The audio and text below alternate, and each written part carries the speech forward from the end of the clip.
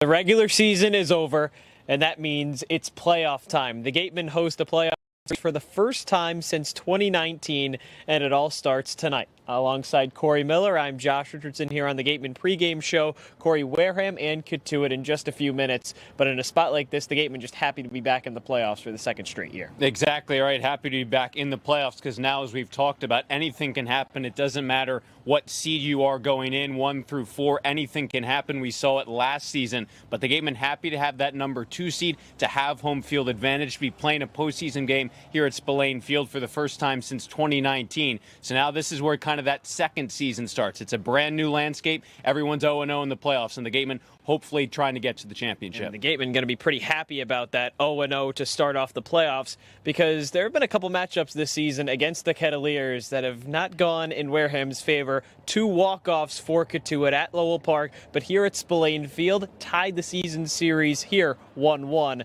So try and hope that you can kind of pull off a win here.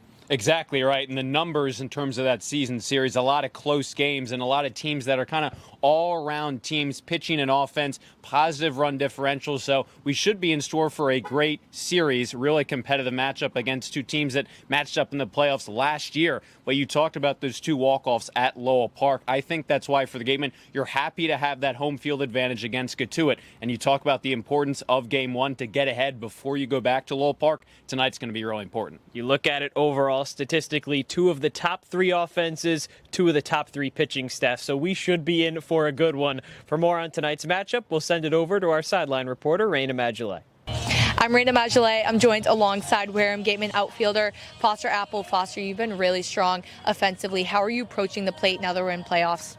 Yeah, it's just going up there with confidence, knowing that the work you put in does pay off, and trusting, your own skill. And it's just going to be attacking stuff early, trying to get a good pitch to hit early in the count. In this league, it's really hard to hit with 2 strikes and once you're behind. So I think just jumping on stuff early is going to be a big part in everyone's offense this playoff. What's your process of adaptation to playing under new coaches and alongside new teammates? Yeah, it's really easy with these guys, man. They make it easy. Everyone's, opening and welcoming. It's fun to be around these guys. It's kind of just like learn what you can from them, and everything else just kind of takes care of itself. Back at Sensen, you made 59 starts in 60 games before coming to summer ball, where we play 5 to 6 games a week. How do you balance dedication and commitment with rest and recovery? Yeah, I think it's kind of just like the love of the game. If you love it, you find ways to recover and get things done no matter what type of time schedule you're on. So it's really easy when you just love playing the game. Absolutely. Well, good luck tonight. Yep, thank you.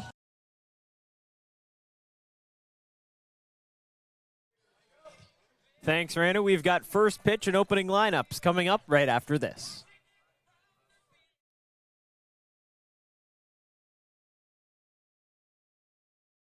Wareham-based AD Makepeace Company, founded in 1854, is North America's largest cranberry grower and recognized leader in environmentally responsible real estate development and land stewardship.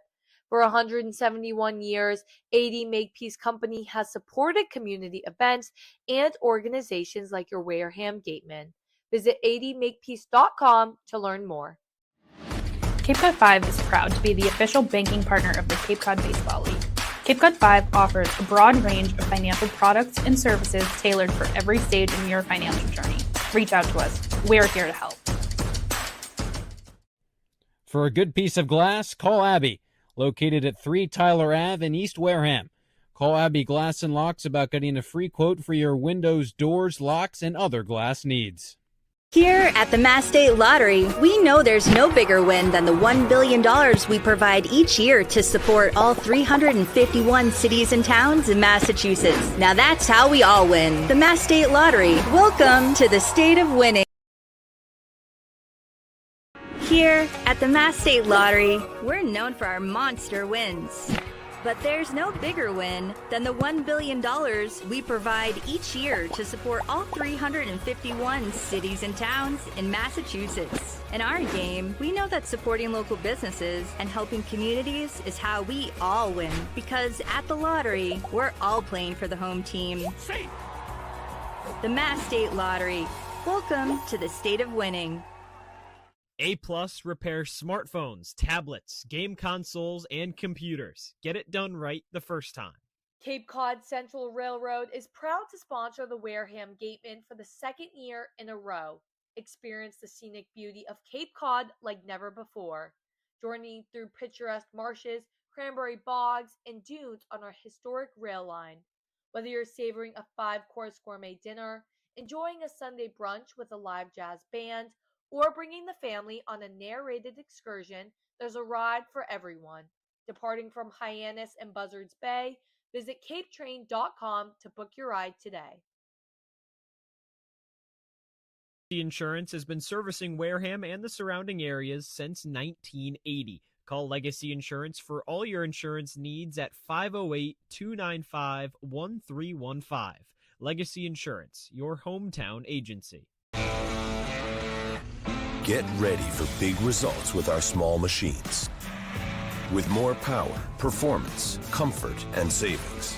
They're ready for every job. And we're ready with plenty of inventory, the best support in the business, same-day parts availability, and locations across the Northeast. So you can always be ready to work. Milton Cat, always ready. When it comes to protecting your home, car, or business, trust the team that's been covering our community for generations. For personalized coverage and service that you can count on, the choice is easy. It's Morse, of course. Visit morseins.com today.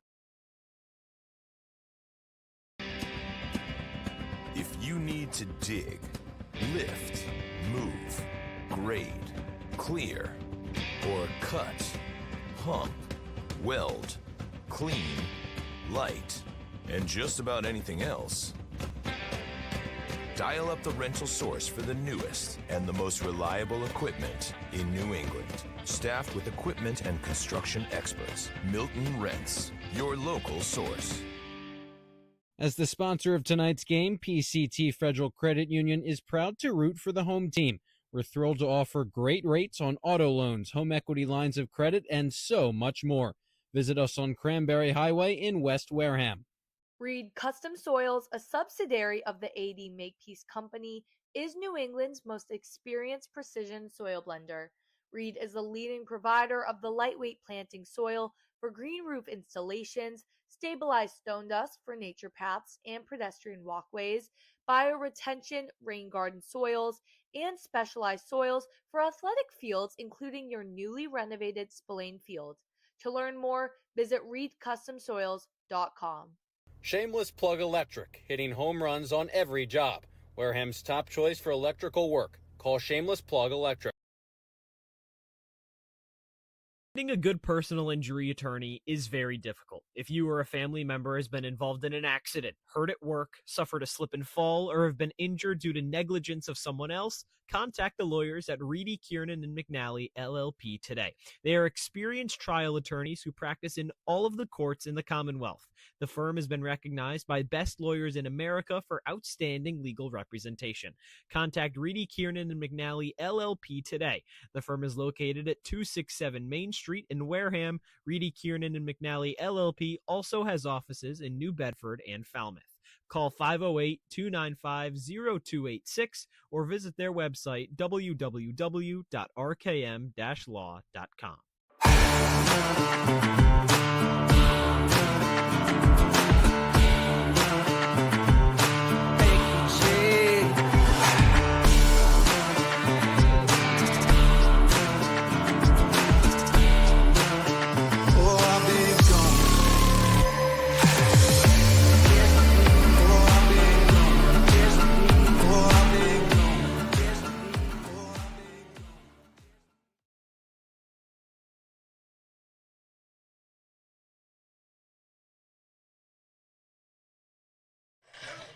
"40 games have come and gone, and now the Gatemen find themselves back in the playoffs for the second consecutive season.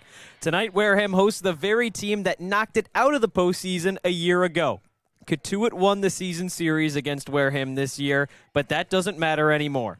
Best of 3, first to 2, and it all starts tonight. It's game 1 between the Gatemen and the Kettleers.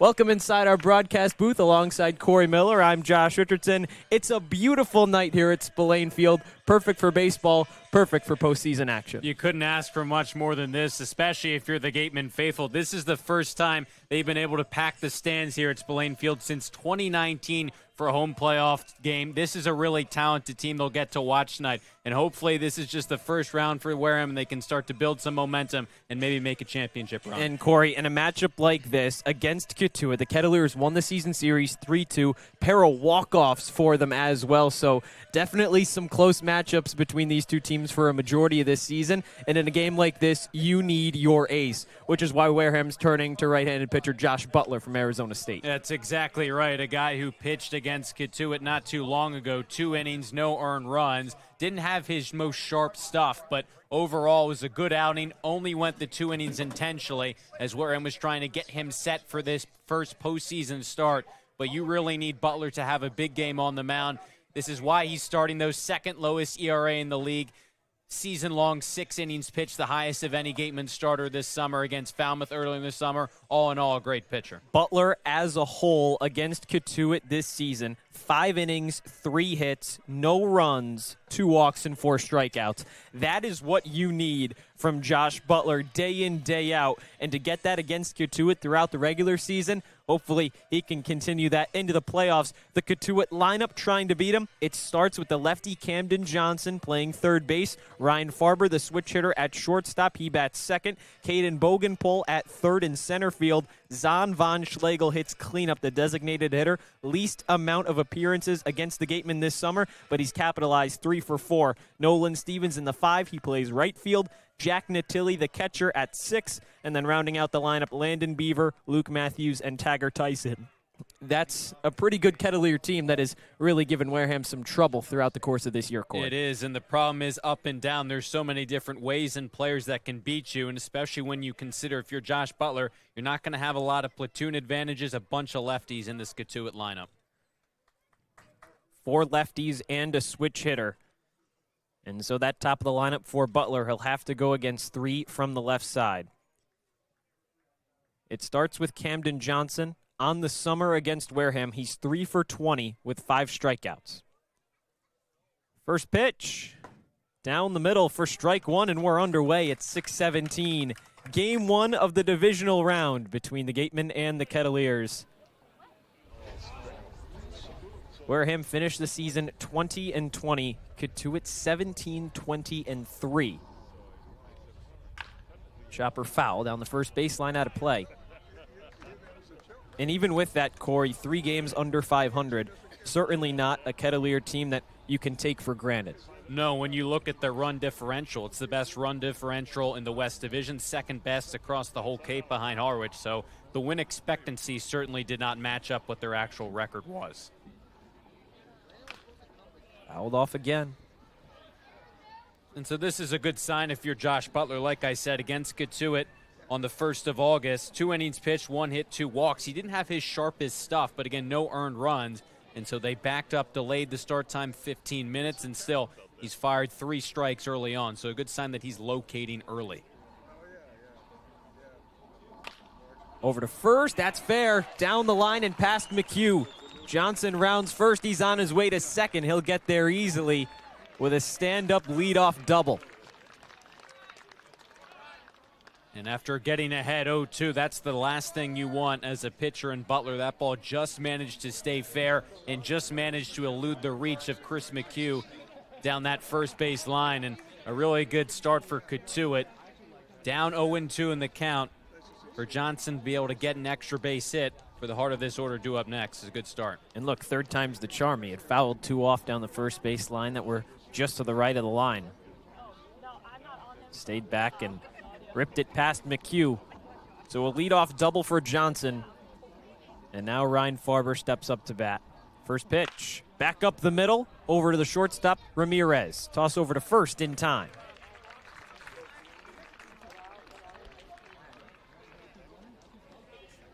Where that ball was hit, thought maybe for a second that Ramirez would have an opportunity to go to third, have a play on Johnson, but it was hit too far up the middle for really that possibility. Good awareness by Johnson to get 90 feet away A good bounce back pitch for Josh Butler to get his first out of the night. Clean play. Now we'll see what he can do against Bougainville. The Gatemen will concede a run, it looks like here. Butler trying to strand him, though.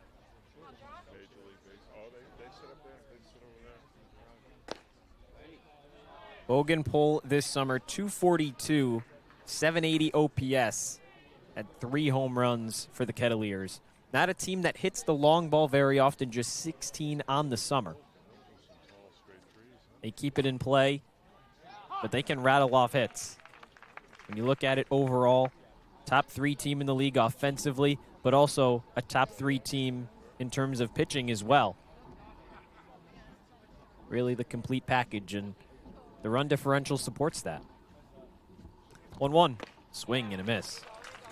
And that's why this matchup is so intriguing, because you have 2 teams over the course of the summer that are top of the league in offense and top of the league in pitching. Sure, they had their rough stretches at different times on both sides, but overall, 2 complete teams. Just inside. Bougainville back to even 2-2. And when you look at it overall, Corey, a majority of these games between the 2 teams have been low scoring. 2-1 Cotuit win, 16-9 Gatemen win, 4-2 Gatemen win, 2-1 Cotuit win, 3-2 Cotuit win. Fly ball, shallow center field. Yost is under it. Johnson's ready to tag. Catch, throw home. Is a bullet from Yost, and Johnson has to stay at third.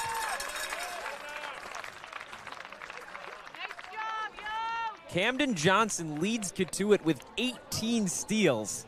He can certainly run with the best of them, but not on Hayden Yost's left arm. I mean, maybe if it's the 9th inning, Cotuit risks it if they're down by a run or the game's tied, but in the first inning, you're not trying to run into a double play to end the top half of the first. What a job by Butler to get that shallow fly ball, and Yost obviously just a one-hop seed. Did Drew Rogers tap Josh Butler on the back after that, 1 out away from a scoreless first? Strike 1 on Zahn von Schlegel. Overall, for the Kettleers, 410 average, 965 OPS. He's played in just 11 games, but he's certainly made his mark for Cotuit. And now a chance to put the Kettleers up 1-0 early. 0-1, just misses away. Von Schlegel and Landon Beaver, the 7th, they're 2 guys that spent the majority of the summer in other collegiate summer leagues, but really exceeded in both of their respective leagues, brought into Cotuit and made it much easier for them to replace some of the departing offensive bats. 1-1, breaking ball, strike 2 on the outside corner. Yeah, when you look at the Kettleer team that started the season, Jaron Advincula, PJ Moutsarides, second base, shortstop. Advincula led Cape Cod in batting average last summer. Not a weapon for the Kettleers now. 1-2. Breaking ball just misses high. That's Chris Engstrand calling the balls and strikes. Joe Gravina down the first baseline. Jim Fonseca over at third. That was a nice breaking ball from Butler. He's got that low to mid-90s fastball, breaking ball, off-speed pitch that he'll work in off of that, and we've seen some crisp breaking balls so far.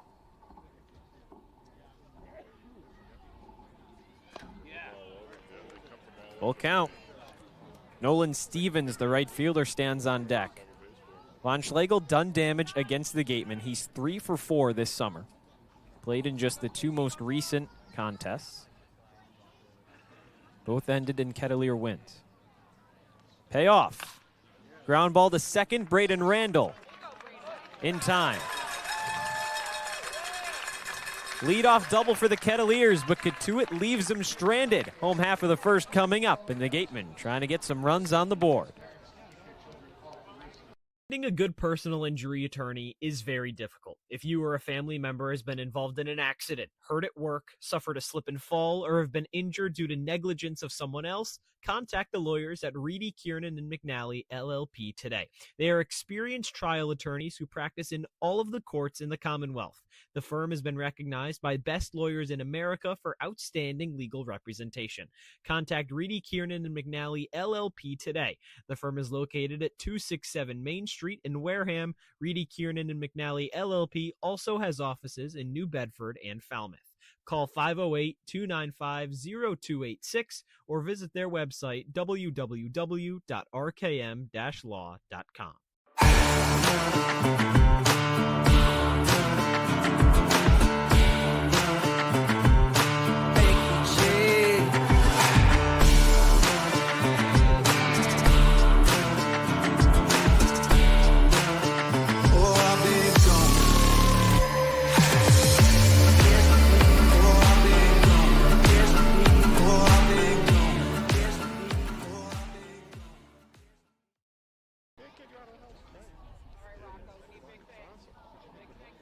Cotuit began the game with a lead-off double. 2 groundouts and a flyout left that runner stranded. We're still scoreless with the Gatemen coming up to bat for the first time. On the mound for the Kettleers, Max Haug, the righty from GW. Somebody who struggled a little bit against the Gatemen, but since he's turned to a starter, one of the better pitchers in this Cotuit roster. 1.56 ERA since he was put into the rotation on July 12th. ERA as a whole is at 4.30. He's not a big strikeout guy, but that allows him to go deep into games. Very similar to Josh Butler because of that efficiency. He's got a mid to low 90s fastball, 2 breaking balls, a 12-6 curveball, and a slider off of that. A lot of times he likes to work the fastball low in the zone at the knees and then go from there. He's pitched just once against the Gatemen this season. He went in an inning and a third, 2 hits, 3 runs, all of them earned with 2 walks and 2 strikeouts. So certainly some optimism that the Gatemen can get to him today. And that Wareham offense starts with Braden Randall penciled into that leadoff spot for what seems to be just about every single game this season. He's followed by Chris Ramirez, the shortstop, and Chris McHugh, the first baseman. 4, 5, 6, Cruson, McDonald, Turner. And rounding out the lineup, Yost, Jack Kale, and Drew Rogers. That's 1 through 9 for Wareham tonight.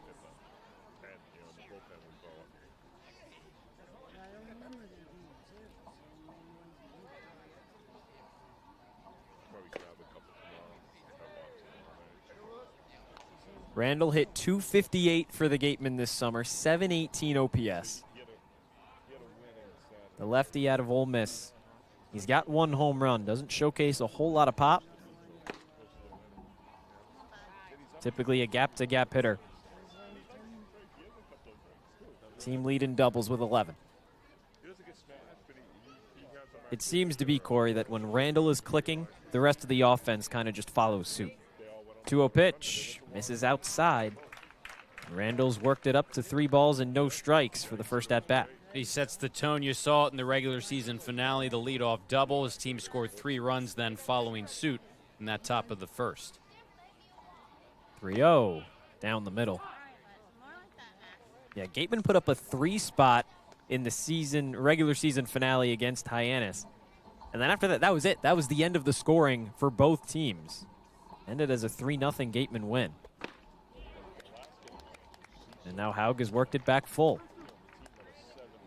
And Randall's been so terrific all summer long, even when he gets to 2 strikes. A guy who works the pitch count up, a lot of at-bats, even if he doesn't get on base. But a leadoff base runner for Gatemen would be huge. 3-2, swing and a miss.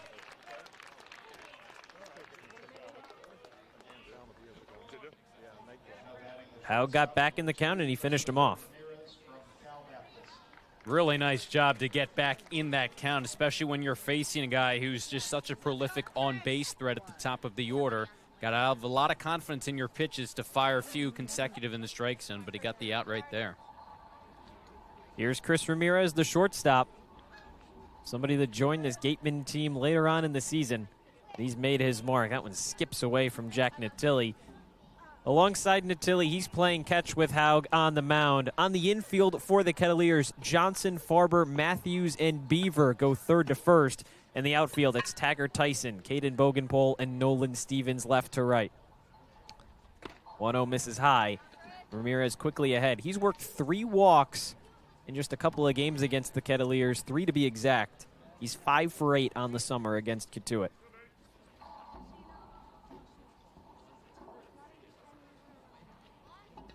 2-0 from Haug is in for strike 1.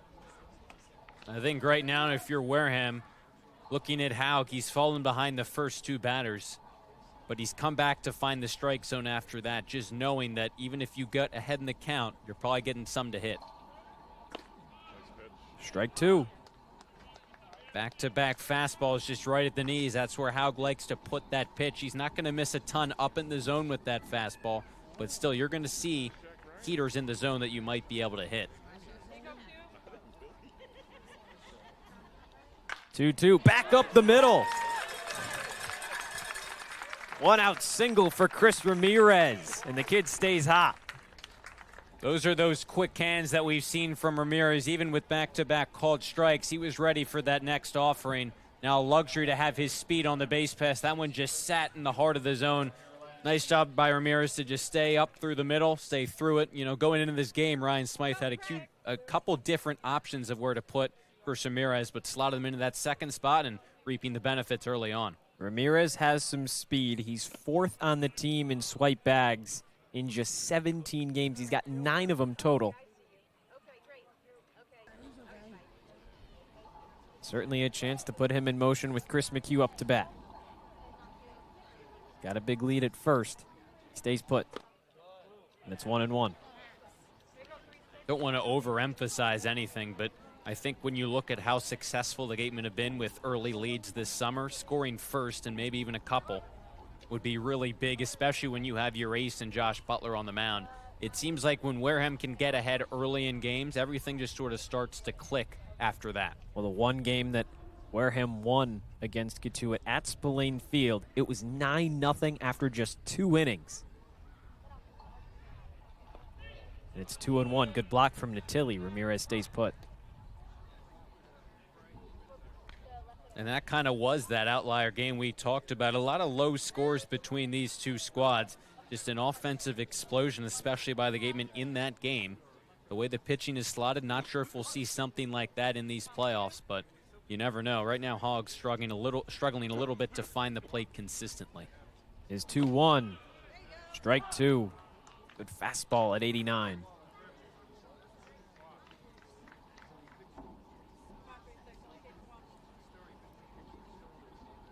McHugh hit 250 this season. Check over not in time.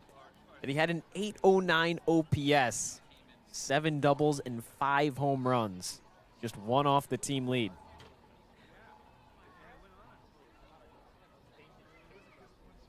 Big lead. There goes Ramirez. That's going to hit McHugh right on the hip. Runner in motion doesn't matter. Gatemen have 2 on and 1 out. And for a guy in Chase Cruson that has just been a hit machine as of late, this is the situation you dream about if you're Ryan Smythe in the first inning. Only 1 out, 2 guys on. Part of the order due up. And a guy on the mound in Haug who's typically so consistent and deliberate with his pitching in terms of finding the plate consistently. A guy who can pitch deep into the games. And even no matter what the end result of this inning is, you're in a situation now where his pitch count is already going to be elevated. He's faced just 3 batters, already thrown as many pitches as Butler did in the first inning. He's got 16, just 8 strikes. Here's 17. Fly ball center field, Bogan pull in, it's going to drop. Ramirez gets the stop sign and the Gatemen play station to station. Wareham with bases loaded and 1 out here in the first. And that's the thing with Cruson. Some of these hits are line drives. Others are just kind of fisted in the outfield, but he's a contact-first guy, and you'll take him any way he can deliver them. Good read by both Ramirez and McHugh to recognize that ball was dropping. And who else would you rather have up with the bases loaded than Caden McDonald? First pitch gets away. I mentioned McHugh 1 off the team lead with 5 home runs. That's because McDonald has 6. The two-way star has been right at the heart of the Gatemen's success this entire season. And he's ahead 2-0. And now Natili trying to talk Haug down. It's just kind of been a different look for Haug. A guy who's so consistent with his location has just missed a great deal this first inning. 3-ball count to Randall. Ramirez had 2 balls on him. He hit McHugh. Cruson just kind of ambushed him, but now here you are in a really tough spot. Nowhere to put McDonald. 2-0 count. Stay within yourself at the plate, but at some point sooner or later, you're probably going to see a pitch in the zone. McDonald against Cotuit, 2 for 11 with 3 strikeouts this summer. Rocketed over to third. It's caught in the air. Nice play from Camden Johnson. That one's so close to skipping. 2 away. Just a tough break for McDonald and the Gatemen. This one was kind of in on the hands. He didn't get a huge piece of it. Exit velocity was down a little bit, but still a tough play to make. Reaction time for Johnson there is limited at third base, and so now here we go. Back-to-back innings or half innings to start this one. One team had a runner on at third, less than 2 outs. Let's see if the Gatemen can come through. First pitch to Colby Turner is a breaking ball down the middle for strike 1. McDonald has struggled a little bit against the Kettleers. Talked about that. Colby Turner, on the other hand, 2 home runs, 9 RBIs. And a big spot to put Wareham in front early. The 0-1.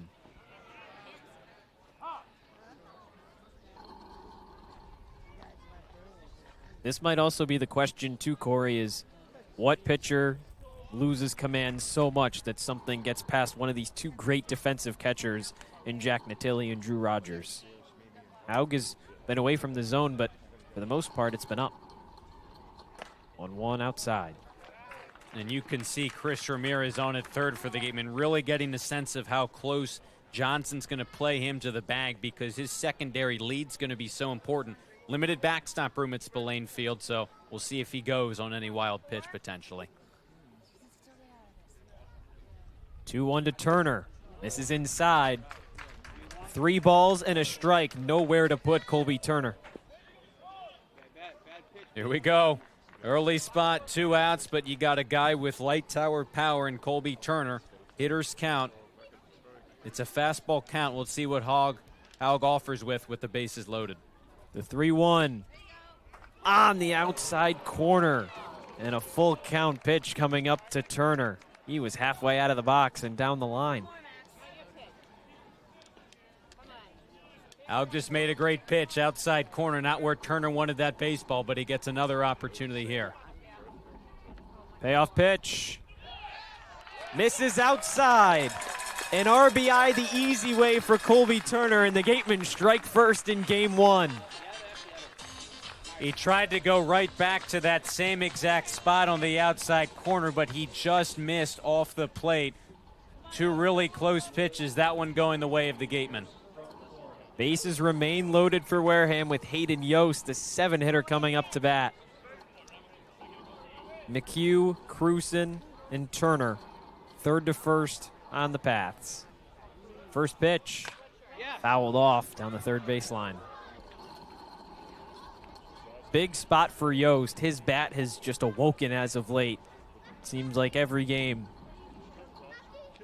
Another big hit for the center fielder. At one point, he was on a 10-game hit streak that ended in the loss to Falmouth back on Saturday, but his bat has really come alive for this Wareham offense. And a big spot for him. Fly ball left field. That's trailing away from Tyson. He makes a diving grab. What a catch from Taggart Tyson in left field. And just like that, 1 run doesn't look so bad for the Kettleers. What a play in left for Cotuit. And the Gatemen going to be a little disappointed to only come away with 1, but either way, Wareham on top 1-0 heading into the 2nd inning on Cape League TV. Law. Live, life, law. Covering all residential and commercial real estate matters. You live life to the fullest and let us sync law. That's synclaw.com. Sync with an I, not a Y. Be selfish. We represent only you. Sports Turf Specialties has set the standard for high-quality natural grass athletic field construction. As a full-service athletic field construction company, we specialize in design, build, and renovation of native soil, modified soil, and sand-based athletic fields. Our team will provide you with superior quality, expert guidance, and continuing support long after the completion of our project. We are proud to have built the infield for the Wareham Gatemen field. Go Gatemen. If you can dream it, if you can cruise in it, if you can summer in it, fish from it, or take it for a day at the beach, we can protect it. The Baldwin Group, protecting the possible.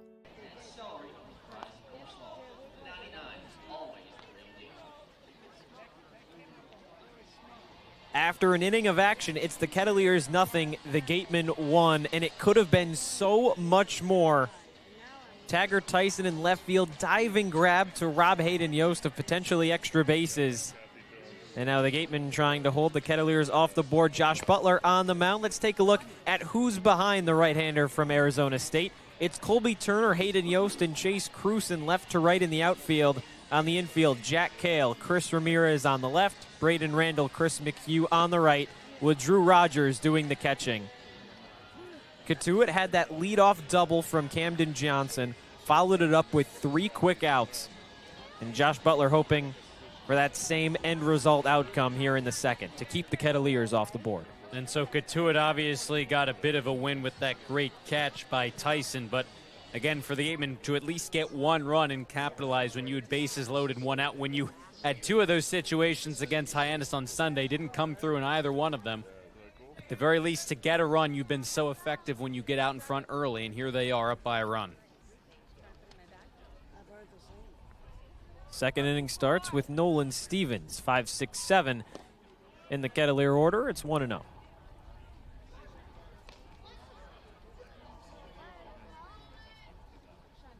Stevens at .238 on the summer, .639 OPS. He's been struggling at the plate and hasn't really affected the Gatemen very much overall. Chopper over to second base. Randall ranges, and he makes the play. Stevens now 3 for 20 against Wareham on the season. And this is just kind of the classic Josh Butler so far. He's gotten 4 outs now. Not a one of them has been via the strikeout, but that's just sort of who he is. He can really keep that pitch count down. We saw it in that game against Falmouth when he went 6 innings pitch. It was because he got so many quick outs. He told us that, making that transition from reliever to starter, he's going to be doing the same at Arizona State, that he likes to let the defense work behind him. Here's Jack Natilli. Big swing and a miss. Yeah, Butler started out this season coming out of the bullpen, and then about the midway point had to come in for some longer relief outings, and Eric Luxus, Ryan Smythe looked at each other and said, hey, this guy can be a starter for us. He has not disappointed. After that first inning of scoreless action, Butler's ERA down for the full season, down right around a 1 flat. 1-1, wave and a miss. It came in really just low, second lowest in the league when you look at it overall for Butler. And he likes to throw strikes, there's no doubt about it. He says that, and so that's why those 2 walks last time he pitched against Cotuit, a little unorthodox for him. 1-2, swing and a miss. He may like the ground outs, he'll take the strikeouts too. 2 away. Certainly will, especially when you can make a guy like Natilli, a hitter of his caliber, look that foolish. Just back-to-back really good breaking balls. This last one just starts on the outside corner, then wipes off the plate. Natilli really accounts for all the pop for Cotuit with that bat. 2 quick outs. And now Landon Beaver, you mentioned it. Josh Butler, a couple of walks back last week when these 2 teams played. Well, Beaver had 1 of them. On the day, the first baseman was 0 for 1 with 2 RBIs and 3 walks. Walked twice to bring in a base runner.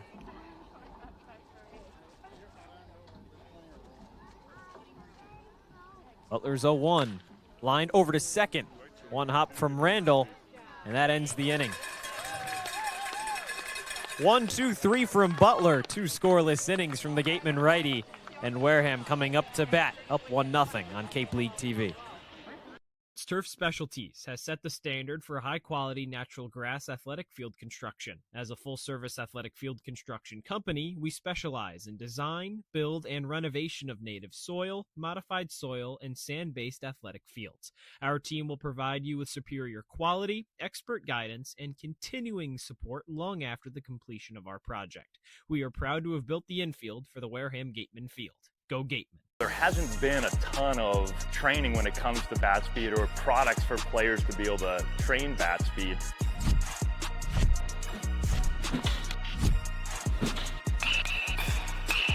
You can improve your bat speed and reach your goals working 10 to 15 minutes a day on this a couple of times a week. That's a no-brainer for every player.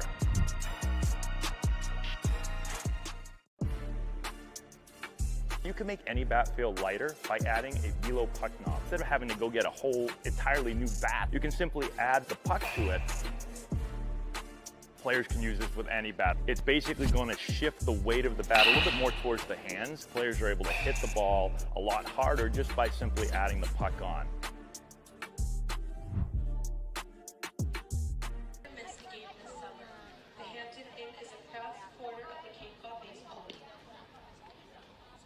Gatemen on top 1-0 here in the home half of the second. Cory, this is the first Gatemen playoff game this season, game one of the divisional round. But what happened in the divisional round last year? Well, I'll give you a spoiler. It was these two teams just at a different location. Kettleers took home a 7-4 win at Lowell Park against the Gatemen. It was a tough one. First time in the playoffs since 2019. Wareham was down 7-0 early, tried to mount a comeback. It fell short. And when you look at the Wareham roster overall, there's 3 returners that all played in that game. Colby Turner, William Parker, and Tony Pluta. Turner, of course, in the starting lineup tonight for Wareham. So certainly a lot of memories of what the Kettleers did to knock out the Gatemen last season. And you can really, any way you look at it, I think especially for the Gatemen, say that you're glad that this is back to a 3-game series as opposed to that 1-game elimination. It's sort of similar to the last time these two teams played when the Gatemen had a home playoff contest at Spillane Field. And before that, you got to go all the way back to 2019 when playoff action was last here at Spillane Field. They faced the 3-seeded Cotuit. The Gatemen was the 2 seed. Very similar to what the situation, identical to what it is here tonight. The Gatemen won that game on a walk-off, a wild back-and-forth contest. Gatemen were up big early. Cotuit came back. Wareham ultimately walked it off, ultimately lost the series. They went to Cotuit the next night, lost 22-2. But obviously, no matter any way you look at it, last year, 2019, 2 squads with a lot of recent playoff history. Well, let's hope 22-2 isn't in the cards this year. But the Gatemen wouldn't be opposed to finding a Game 1 win and getting ahead in this series, making tomorrow win or go home for the Kettleers. Drew Rogers chops one foul down the third baseline. It's 2-1 on the catcher. Against Cotuit this summer, Rogers 1 for 9 with 2 strikeouts. Started this summer in Brewster. Hit a $167 for the Whitecaps. Released and later picked up by Wareham. Hit just over 100 for the Gatemen. He's ahead 3-1. And even some of those numbers, Cory, his bat has certainly come alive as of late. Over those last couple of games, a majority of his hits on the summer. Yeah, a couple extra base hits, and I think the Gatemen look at him out of the 9th spot. They know what they're getting with the defense. Anything offensively is an added bonus. 3-run, rocketed into left field. It drops fair. Tyson cuts it off. Rogers takes a hard turn but stops at first. And a single for the catcher turns things over to the top of the lineup with 1 away. And so there is that added bonus offensively. Again, you know that he's just such a great defensive player. The offense has kind of woken up a little bit to end the season, and you see it right there, just turning on a pitch inside corner, turning through that with his hips, going down the left field line, and to turn things over to the top of this order. Great at bat. That was 96 off Rogers' bat for his exit velocity. Took that breaking ball and hit it a mile. First pitch to Randall, misses outside. He was up 3 balls, no strikes, and then 3 straight in the zone from Haug. Randall struck out swinging to start the first.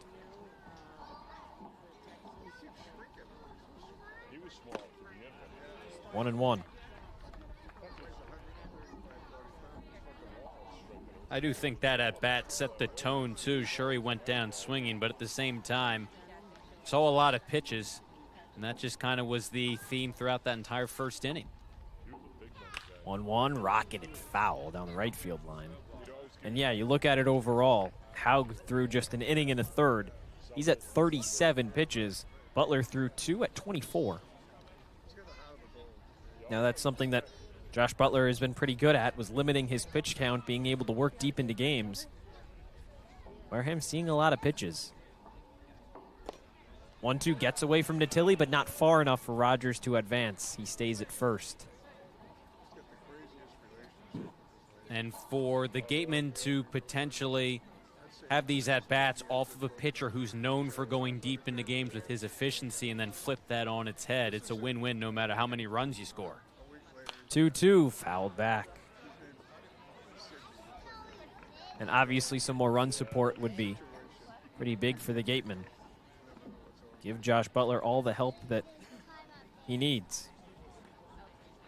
But any lead in this sense can help Wareham, especially at home. No threat of a walk-off. That's how the Kettleers got 2 of their wins this season, Cory. One was on the second day of the season. 2-1 Cotuit win, and then to end off the regular season, rubber match between the two teams back on August 1st.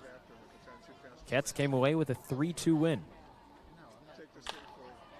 Ground ball to short. Farber steps on second, throws to first. Off the bag from Beaver, but applied the tag on Randall.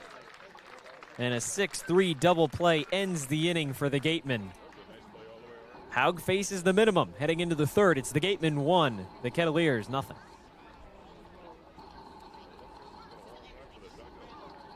Wareham-based AD Makepeace Company, founded in 1854, is North America's largest cranberry grower and recognized leader in environmentally responsible real estate development and land stewardship.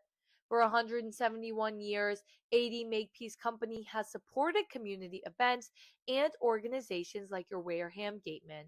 Visit admakepeace.com to learn more. Cape Cod 5 is proud to be the official banking partner of the Cape Cod Baseball League. Cape Cod 5 offers a broad range of financial products and services tailored for every stage in your financial journey. Reach out to us. We're here to help. For a good piece of glass, call Abby, located at 3 Tyler Ave in East Wareham. Call Abby Glass and Locks about getting a free quote for your windows, doors, locks, and other glass needs. Here at the Mass State Lottery, we know there's no bigger win than the $1 billion we provide each year to support all 351 cities and towns in Massachusetts. Now that's how we all win. The Mass State Lottery. Welcome to the state of winning.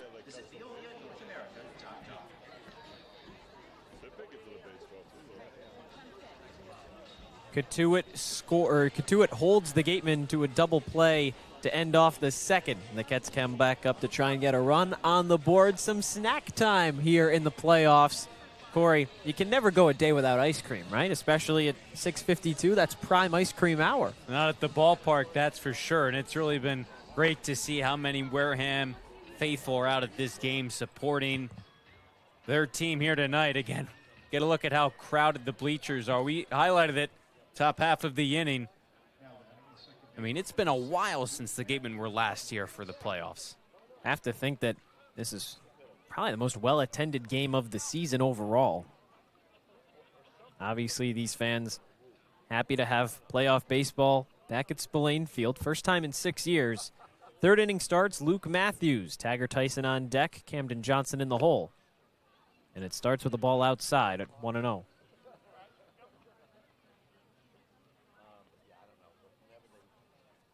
Butler's retired 6 straight after a leadoff double to Johnson in the first.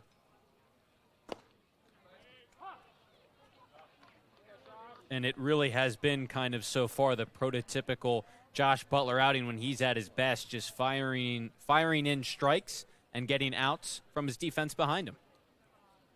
The 1-1, fouled back.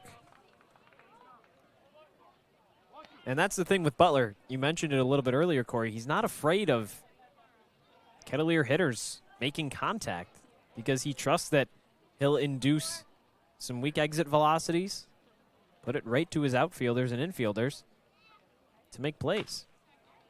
1-2 is fouled off at a plate on the right field line. And you're going to be focused on one batter at a time, but if his pitch count really is in good shape and he can give you 5 or potentially 6 really good innings, I mean, just sort of the implications that has on the bullpen to be able to save as many arms as possible. It's just such a luxury to have. His longest outing of the year was 6 innings, 1-hit baseball against Falmouth. Chopper over to third. Kale across the diamond in time. 1 away. We looked at that defensive alignment obviously a little while ago, and there were a couple of sort of key questions coming into this game when you look at who was at third, especially kind of a choice between maybe Vance Shea and maybe Jack Kale. 2 good defenders. Shane's obviously played there a lot down the stretch for the game, and he's been with the team the whole summer, but Kale made a nice play right there on that high chopper.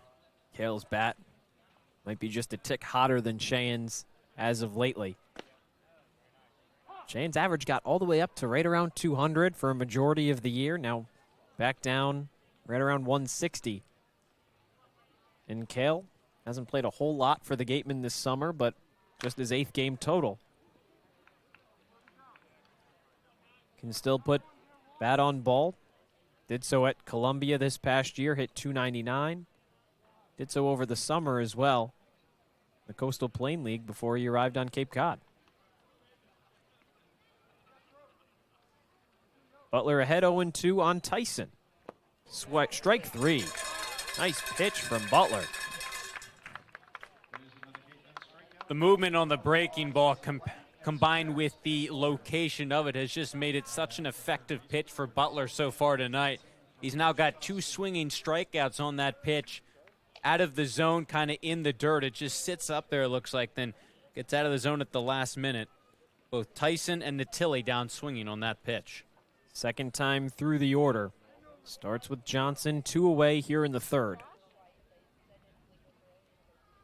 First pitch from Butler. Just misses high. Fastball at 90.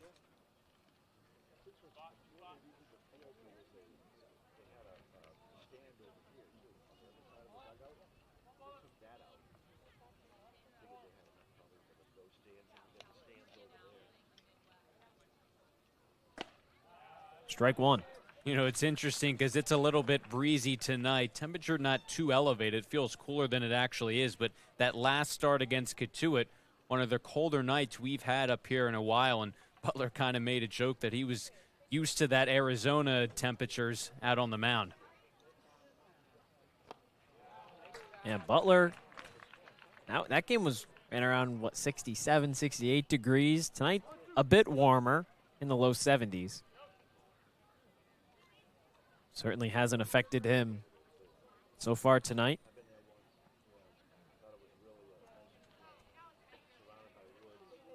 1-2 on Johnson. Ground ball to second. Randall's there. Just in time. 3 up, 3 down. 9 consecutive Cotuit batters retired for Josh Butler. Heading into the home half of the third. Gatemen still up 1-0. Wareham-based AD Makepeace Company, founded in 1854, is North America's largest cranberry grower and recognized leader in environmentally responsible real estate development and land stewardship. For 171 years, AD Makepeace Company has supported community events and organizations like your Wareham Gatemen. Visit admakepeace.com to learn more. Cape Cod 5 is proud to be the official banking partner of the Cape Cod Baseball League. Cape Cod 5 offers a broad range of financial products and services tailored for every stage in your financial journey. Reach out to us. We're here to help. For a good piece of glass, call Abby, located at 3 Tyler Ave in East Wareham. Call Abby Glass and Locks about getting a free quote for your windows, doors, locks, and other glass needs. Here at the Mass State Lottery, we know there's no bigger win than the $1 billion we provide each year to support all 351 cities and towns in Massachusetts. Now that's how we all win. The Mass State Lottery. Welcome to the state of winning. Gatemen trying to put up a few more runs. A look at the center field bleachers. Cory, everybody always likes to set up shop right behind home plate. A lot of lawn chairs out, and even some of the grandstands over down the first baseline are pretty packed. So when you have that center field area starting to fill up like that, you know that everybody wants to be here for a game like this. Especially on a Tuesday. A lot of the best attended games here either Friday, Saturday night. But again, you said it. There were people who set up their lawn chairs last night just to get one of these spots behind home plate. It's like a camp out for a college football game. Yeah. It means a lot to this town. 6 years in the making. Just hoping that the players can capitalize off of that. Ramirez starts his second at bat with a foul ball. It's 0-1. Chris started that rally in the first. Had a single back up the middle. McHugh hit by a pitch to follow. Cruson a single. That loaded the bases. Colby Turner drew a walk. That's how the Gatemen got one.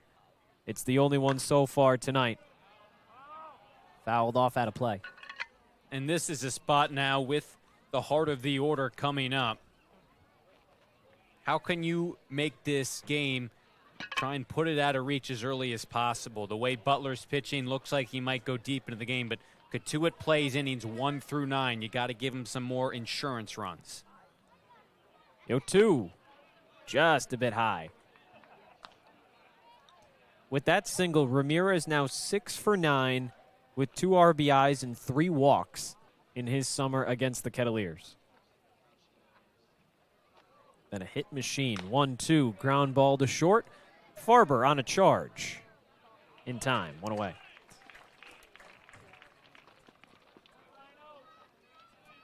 Farber, the only player for Cotuit to play every single game this season, and especially at shortstop, it's a pretty tall task. Showcases his durability, commitment to playing for this Kettleer team. He certainly hasn't disappointed with his play either. He hasn't one of these long haulers. Cotuit's got a few of them, especially offensively. You've been here almost the whole duration of the season, like Farber, then a couple of new guys like Von Schlegel that have also contributed and replaced some of the guys that departed. Takes a lot for these Cape teams to not only make it to the playoffs, but make deep runs. Roster turnover really just about every day, especially as of late. 2-0 on Chris McHugh. When you think about it for the Gatemen, the players that Wareham lost, Levi Clark, Hunter Carnes, Ty Daly. It's just offensively, Cooper Consiglio, Tate McGuire. You could argue 5 of the Gatemen's best players all gone. But those that have come in, like Ramirez, like Jack Cale, these newer guys have made sure that Wareham stays competitive so far this season. 4-pitch walk to Chris McHugh. He's on with 1 away. And the Gatemen have added some depth on top of that. Some guys like Foster Apple, Will Parker, who can come off the bench. The thing when you look at this Cotuit offense, they only have 2 bats on the bench right now. One's a catcher and Luke Lavin, Sean Martinez the other one. So that's kind of a thin bench for the Kettleers in a closer game when you might see some guys in defensively or pinch hitters. The Gatemen definitely have more options and potentially an advantage there. It's really a situation of what you see is what you get.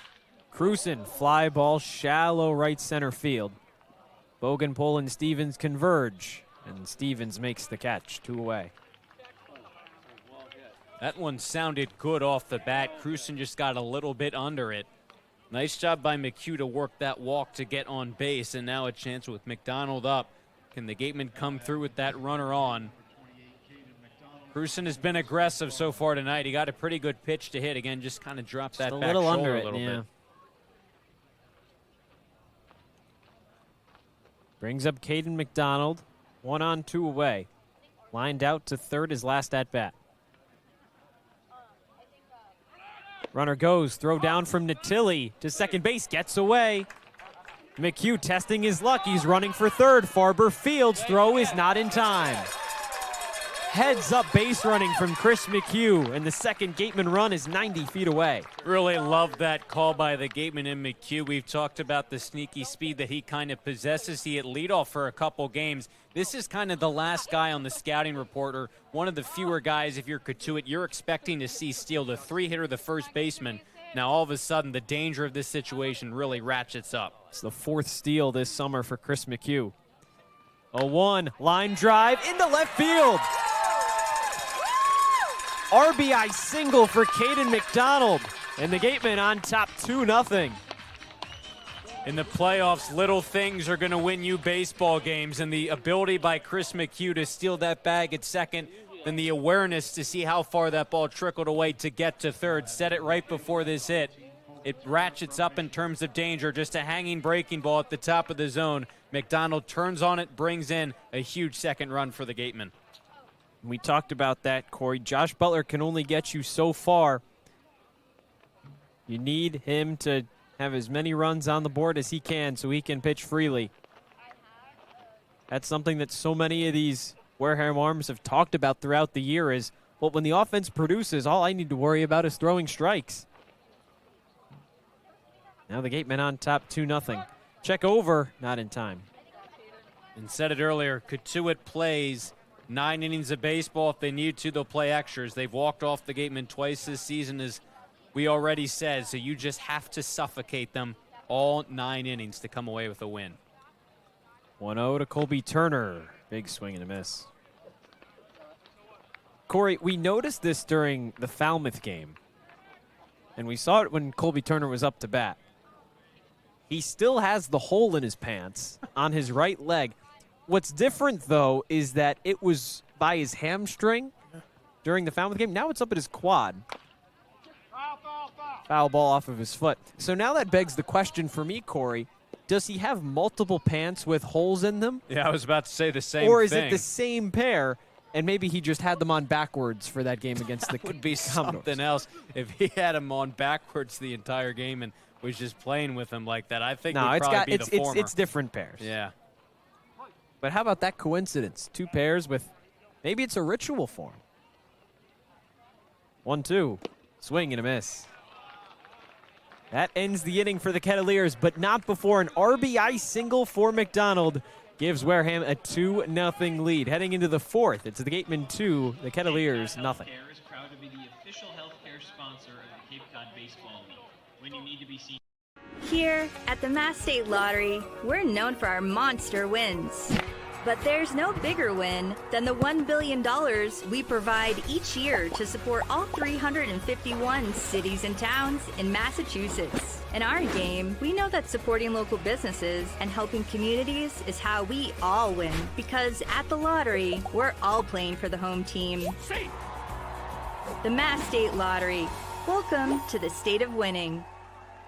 A+ repairs smartphones, tablets, game consoles, and computers. Get it done right the first time. Cape Cod Central Railroad is proud to sponsor the Wareham Gatemen for the 2nd year in a row.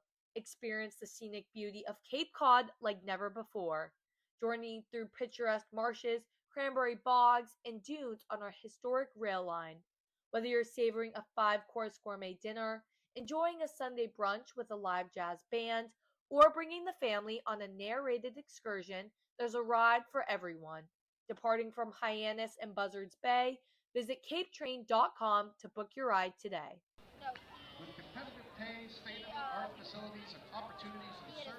A little bit more insurance for Josh Butler tonight. Gatemen on top 2-0. Well, Wareham's got an early lead here in Game 1 of this division series. What else is going on around Cape Cod? Harwich 2-0 lead over Brewster. That's in the top of the 3rd. At the end of 2, YD up 3-0 on the East Division champs Orleans.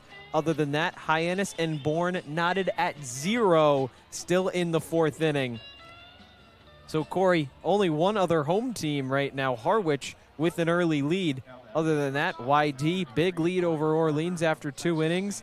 And then Hyannis at Bourne, the 1-4 in the West. Maybe a little bit closer than some might have expected through 3 innings. And you see the bracket right here, thing of beauty that thing is, and potentially what the Gatemen's road to that championship might be. Obviously, you got to take care of business here tonight and the rest of the way, but some interesting scores, no doubt, early on.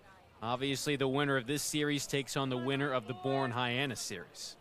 Gatemen would sure rather it be Hyannis, the Harbor Hawks, to come out of that series against the Braves. Wareham was 1-4 against Bourne this season, 3-2 against the Harbor Hawks. And there were folks, Hyannis, they didn't know if they were going to get into the playoffs after that Gatemen loss on Sunday. Obviously, Cotuit beating Falmouth in just a wild game. Came down to that last game. Extra inning contest, but folks around Hyannis, they were pretty confident in their chances against division-winning Bourne. 1-1, fouled off. Yeah, after that Hyannis loss, Cotuit goes by points. Cotuit 35, Hyannis 34, and Falmouth 33. 2 points for a win. So if the Commodores came away with a win, would have jumped Hyannis, would have jumped Cotuit for the season series. Wareham would have been playing the Commodores right now. Fly ball into center field, hangs up enough for Yost, one away. But how different this playoff format could have looked if the Commodores came away from that extra inning contest with the win. Cotuit would be in Bourne right now. Yeah, that was just such a crazy game.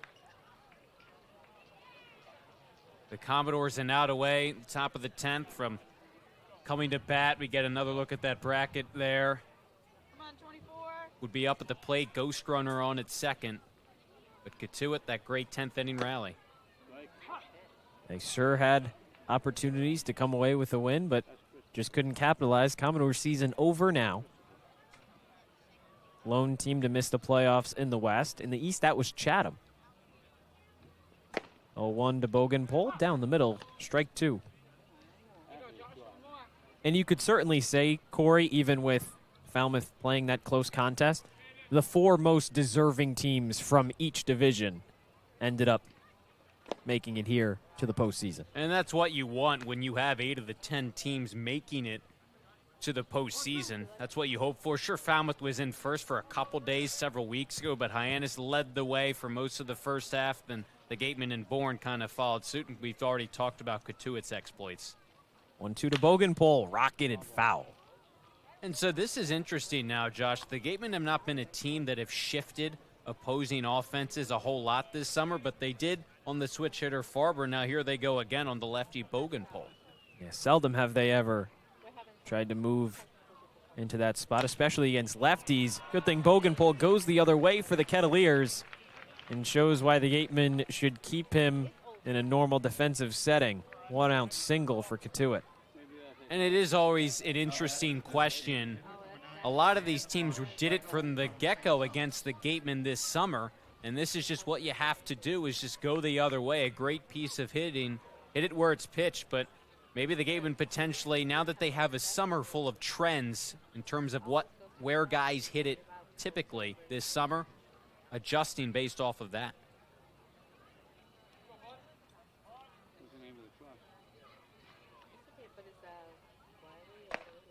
Strike one on Von Schlegel. And it'll be interesting to see how the Gatemen want to handle that for the rest of not just this series, but if Wareham can advance, move on to the West Championship Series, maybe even the Cape League Series, if that trend continues. Ground ball the other way again. Von Schlegel through the hole in right field. Bougainville stops at second. Now the Kettleers threatening. 2 on and 1 out. Toughest spot of the day for Josh Butler so far. And I think if you're Butler on the mound, you sort of think about these back-to-back base hits. The one to Bougainville, you tip your hat, you made a good pitch, he just went the other way. This one was hit pretty hard by Von Schlegel, but just kind of in on the hands. He fisted it through the perfect spot, obviously. So 2 well-placed hits. I wouldn't say necessarily 2 hard-hit base hits. So still, if you're Butler, you've been cruising through this game, a tougher spot here, but nothing to worry about too much. Just get a couple more outs. Nolan Stevens up. Right fielder grounded out in his first at-bat. He's behind 0-1. Come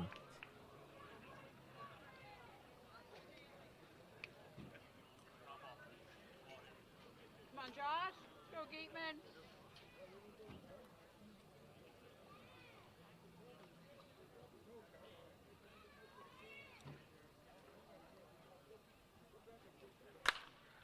Fly ball, left field, foul. 0-2.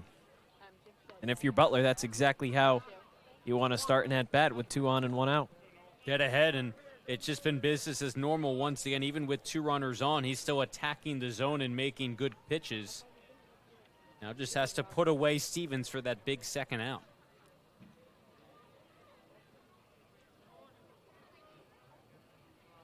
Butler's 50th pitch of the night is down the middle for strike 3.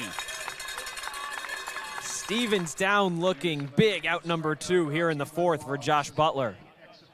Stevens really didn't like that call, but a really nice pitch by Josh Butler. Had a couple to play with. That one just kind of came back on the outside corner, top of the zone it looked like, and it was definitely in that vicinity right there. A big second out to now get to the platoon advantage with a righty at the plate. Now you got to get through Jack Natilli. Right-handed catcher from Cincinnati takes a fastball outside. Natilli, average-wise, has struggled against Wareham. He's 4 for 18, including his strikeout back in the 2nd. But he has a home run, a grand slam at that. He also has 8 strikeouts. 1-0. Strike 1. And you said it earlier, Josh, how this Cotuit team doesn't hit for a lot of power. You take away Natilli's 6 homers, it's even less in terms of their home run production. So a lot of the power is centered around this one guy in Jack Natilli. He accounts for about 40% of the Kettleer home runs this summer. 1-1. Just misses outside. Farber flew out to center. Bogenpol and Von Schlegel back-to-back singles other way. Stevens strikeout looking. And now Natilli here with 2 away.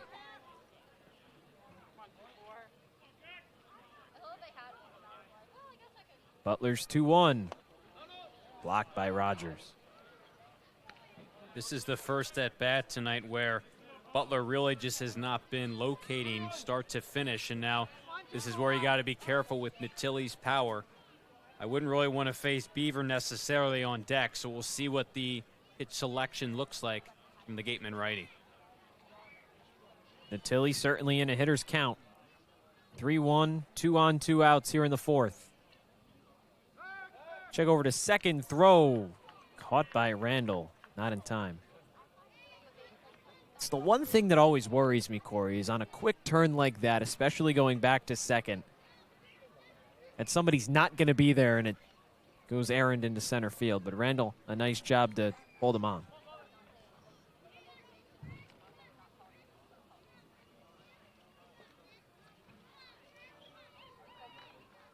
(3-1). Natilli swings and misses.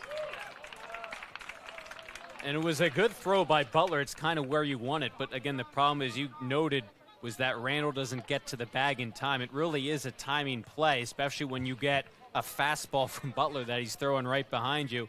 But at the same time, effective to kind of make the hitter wait some more at the plate. You're a strike away now. 3-2 pitch, runners go just outside, and the bases are loaded for Cotuit. First walk of the outing from Josh Butler. Puts runners on everywhere for Landon Beaver.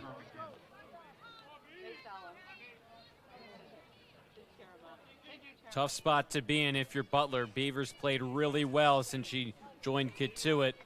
All summer long he's been producing. You got to locate early here if you're Josh Butler. He's been patient at the plate, too. First pitch just misses on the corner. He already has 2 RBIs against the Gatemen, both from walking with the bases loaded. Pitcher's just not wanting to throw anything to him in the zone.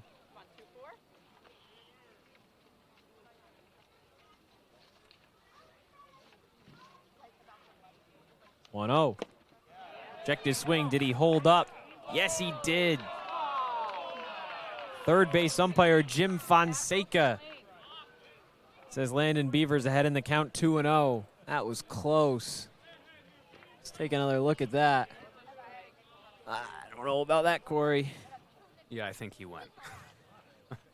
Way to put it bluntly. Thanks for sugarcoating that. 2-0.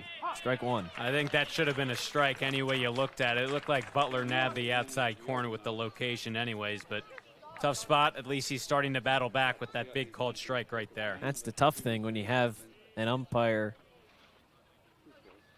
in the infield as opposed to on the corner. 2-1. Fly ball lands in center field. Here comes one runner. He's in to score. RBI single for Landon Beaver. Von Schlegel scores. And just like that, this game is tied. And so this is the challenge when you don't get calls like that as a pitcher and you fall behind. Pitching from behind with the bases loaded, you have to throw something in the zone. Beaver took that 2-0 pitch in the zone for a strike, but then after that was just ready to hit, got another pitch to hit, didn't miss it. A huge base hit to tie this game up at 2 and still a dangerous spot with the go-ahead run on at third. First runs Butler has allowed against Cotuit this season. Now has to try and get Matthews out. And Cory, if that pitch is called a strike, I mean, that changes the entire complexion of the at-bat. It does. You go from 2-0 to 1-1. Everything's different, especially with the bases loaded. 1-0, chopped foul. And even with that, the strike called after that would have been 1-2.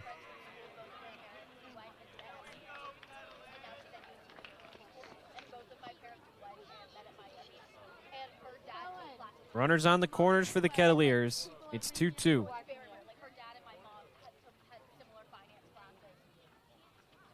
Butler's 1-1. Ground ball over to short. Ramirez backhand bobbled it, and he can't make the play. A run scores, and the Kettleers on top 3-2.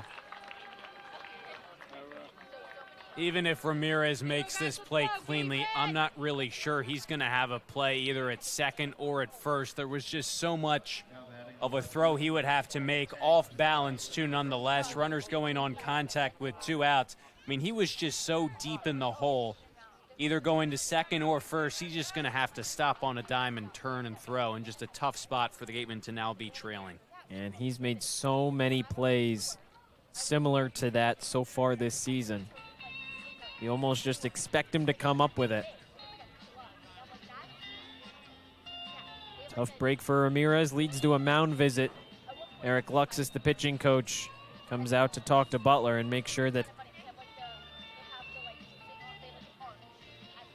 they're all set. It's a long chat. Nobody warming in the Gatemen bullpen, so clearly just to make sure that Butler stays in the right state of mind at this point. And it's frustrating, I think, a little bit for the Gatemen and Butler. An infield sort of hit right there. A couple calls haven't gone your way. I think you could have lived, obviously, better with getting out of this jam 2-2, because then you just start from square one again, a tie game, but now you find yourselves behind. Here's Taggart Tyson. Swings and misses.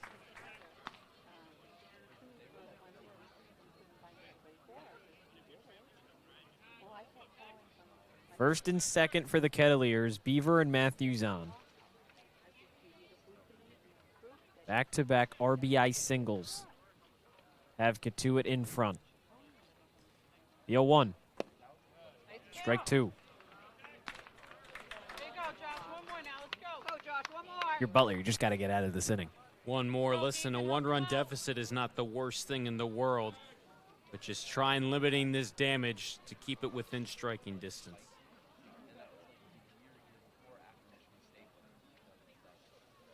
The 0-2, Tyson, fly ball foul. That one just lined over McHugh's head, but sliced to the right of that line.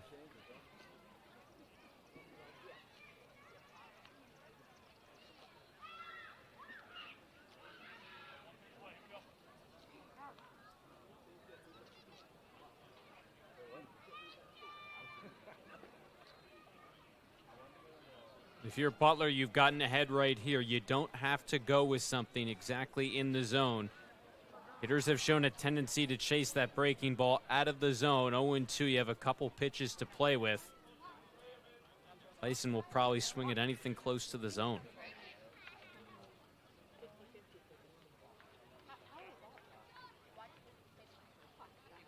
0-2. Misses. Good block from Rogers. Nice catch. And so there he just goes too far out of the zone. There was just a miss. Not obviously where he's trying to throw that baseball. The idea was there, just has to execute a little closer to the plate. First and second, 2 outs. 1-2 count to Taggart Tyson, who struck out in the third. He does the same in the fourth. Top of the fourth over, but damage done. Kettleers on top 3-2. Gatemen try to answer when we come back.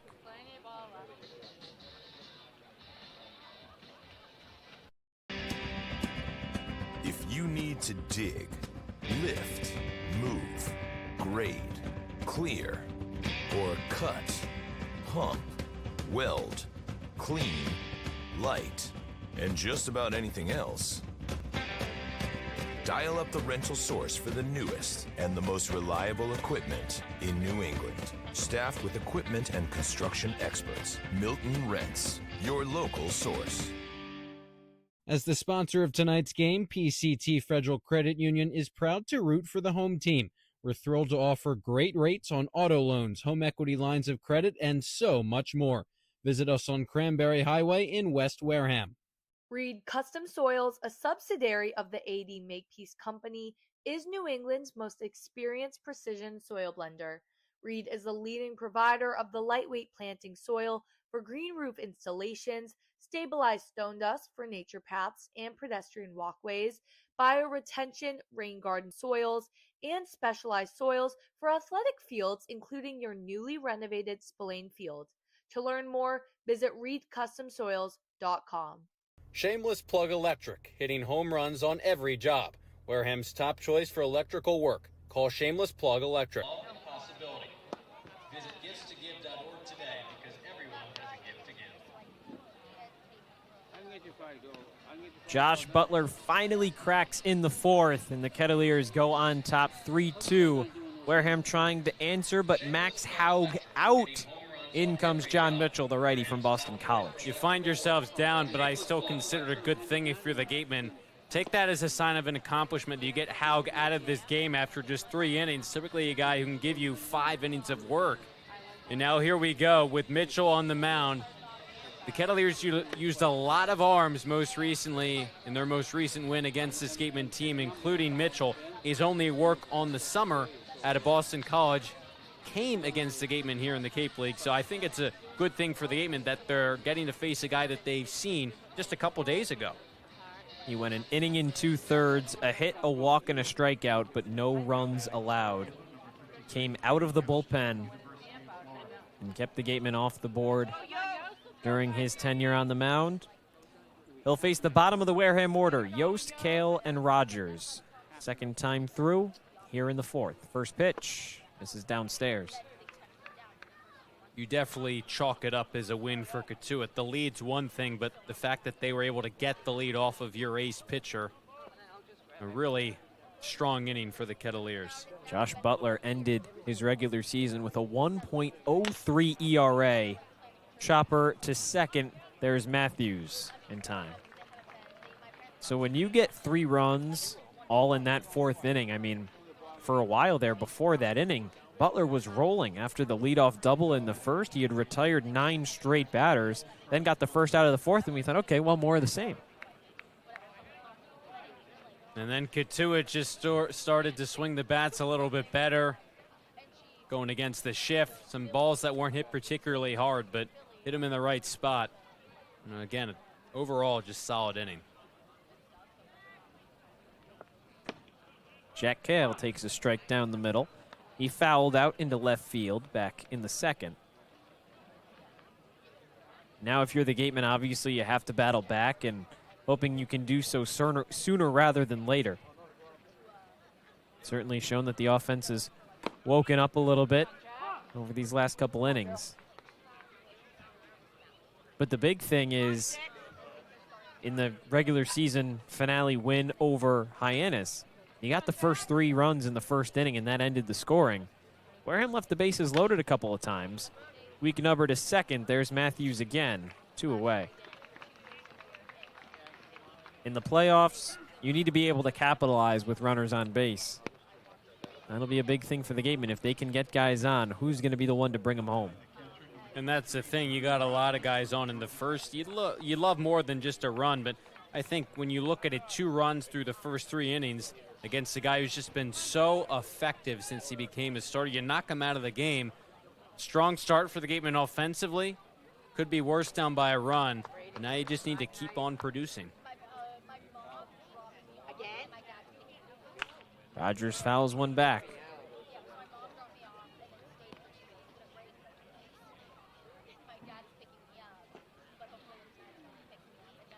On paper, Cory, this probably looks like one of, if not the most coin flip matchups in this divisional round. Especially just because Cotuit wins the series 3-2, but hey, 2 of them were walk-offs. Maybe you can credit, hey, you know what, one of them happened, sure, but twice? These 2 teams are well matched. Yeah, 2 teams that do a lot of things very well. The 0-2 to Rogers. Check swing back onto the mound. Mitchell tosses for out number 3. Gatemen down in order in the 4th, heading into the 5th. Kettleers on top 3-2.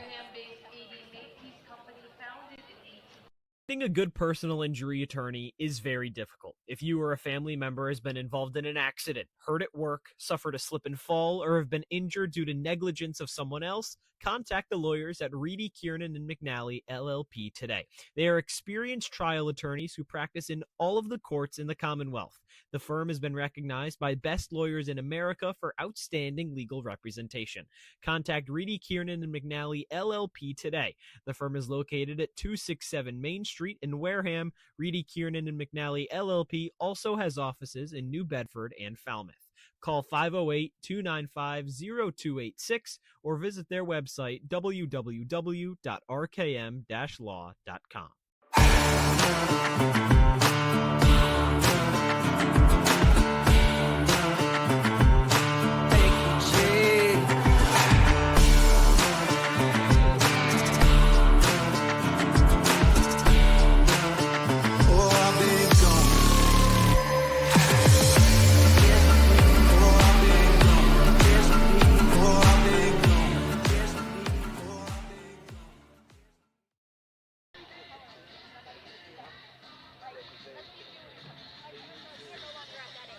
Cory, you talked about how big it was for the Gatemen to get Max Haug out of the game after just 3 innings. Well, Cotuit just did the same with Josh Butler. The righty from ASU exits after 4 innings, 5 hits, 3 runs allowed. So in comes Daniel Powell, the right-hander from Kennesaw State, to try and keep this game where it is at 3-2. And if Butler yields with the lead still intact, I don't think if you're the Gatemen you really care that he's out after just 4 innings. But the fact that you're trailing is a big win for Cotuit, no doubt. Powell pitched a couple days ago against this Kettleers team right after Butler. Went 4 shutout innings, 4 Ks. I'd say his best outing of the summer. And this is kind of going to be his role these playoffs, sort of that bridge guy, long reliever to take you to the back end of the bullpen. I think it's really imperative for him to keep this game close, and we'll see if he can replicate the success he had just a couple days ago. He was Wareham's opening day starter to begin the regular season. That was a matchup right here against Hyannis. He struggled out of the gate, but managed to hold things together, then kept starting, and the season got progressively worse. And as of lately has been coming out of the bullpen somewhere where he says he feels more comfortable to come in relief. And he certainly showed it over his last 3 outings. Tonight starts with the top of the order in the 5th. Camden Johnson, fly ball into right field, and a stumble from Cruz, and he can't make the play. It's rolling almost all the way to the wall. Johnson speeding around second. He's on his way to third, and a triple starts off the 5th for Cotuit. Cruzen lost his footing in what should have been out number 1. Turns a runner 90 feet away for the Kettleers. Obviously unfortunate the fact that he stumbled. Probably would have gotten to this ball. And then what was even worse is he stumbled again. At the very least, this was just going to be a single initially once he regathered his footing, but then that second stumble allowing that ball to get all the way by him. Johnson's got great speed and just kind of the worst imaginable start to this inning for Powell. Ryan Farber shows bunt, pulls it back. It misses outside. Now, over the last 3 outings for Powell, Cory, he's allowed just 1 run in 8 1/3 innings. So overall solid, but he hasn't had to deal with any defensive miscues like that from Cruzen in right field. That runner comes in to score. That's all that the Gatemen are going to remember at the end of the day. Just a tough break from Wareham's veteran right fielder. 1-1 to Farber. He's 0 for 2 on the night. Pitch misses outside. Just to lose footing there, it's just kind of unlucky if you're Chase Cruzen because you're just so used to playing out in the right field area. And pretty uncharacteristic as well.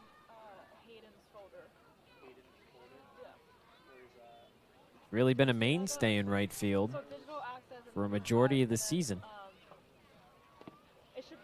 It's 3-1 on Farber. And it wasn't really once, too. It was just sort of then trying to get up, falling back down again. That's where all the damage came because you would have loved a line drive out. It looked like Cruzen was going to track that ball down. But the fact that Johnson picks up 2 extra bases off of that, runner on at third, no one out. It's a tough jam to come out of if you're Powell. 3-1. Misses. 5-pitch walk for Farber. Good news for the Gatemen, it puts runners on the corners, so not the worst thing in the world, but the less traffic, the better for Daniel Powell here in the 5th. Yeah, it's certainly not the worst thing in the world to set up that double play possibility. Not the guys up you want if you're the Gatemen 3 and 4 in the order, especially how Von Schlegel's hit off of you on deck. And then we'll see how they play it in terms of positionally Wareham-wise. Middle infield, no surprise to see them back. But Cale, even at third, looks like he's playing for the double play as well. Strike 1 at the belt. Bogenpol started the 3-run 4th with a 1-out single into left field. He went the other way. Von Schlegel singled into right, put 2 on and 1 out. Nolan Stevens struck out looking. Natilli drew a walk. Landon Beaver 2 RBI single, and Matthews a single to follow. That's how Cotuit has all of their runs so far. Now Powell ahead 0-2 on Bogenpol. Just trying to limit the damage. You got to keep this a close game. And if you're Powell in terms of a double play, he's a sinker ball pitcher, so he's set up effectively if he locates his sinker well to maybe turn that double play. But he's in a good spot looking for a big first out ahead 0-2. Pitch. Just outside. Chris Engstrand not a fan of that outside corner tonight. Especially not to right-handed or left-handed batters, rather.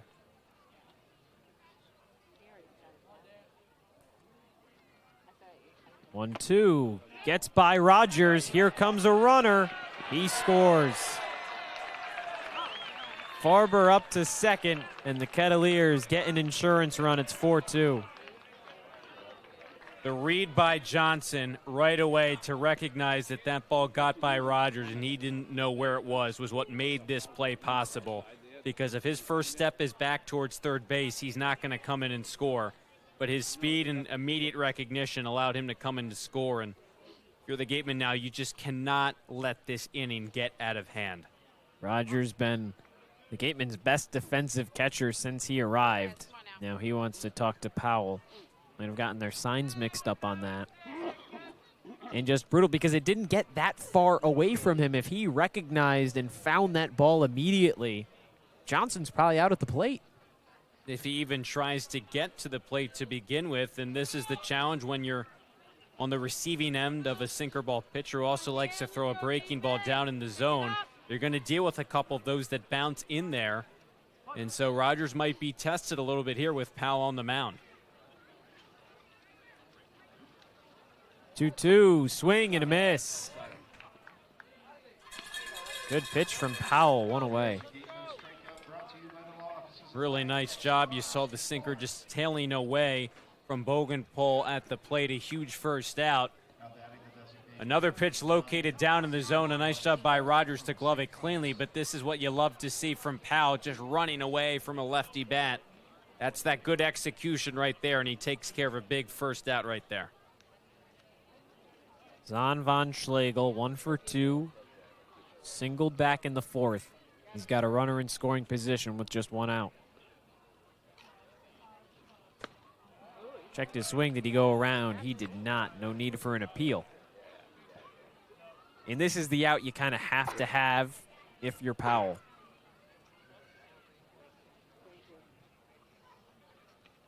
Von Schlegel, such a dangerous hitter in the middle of this Kettleer lineup. 0-1, swing and a miss.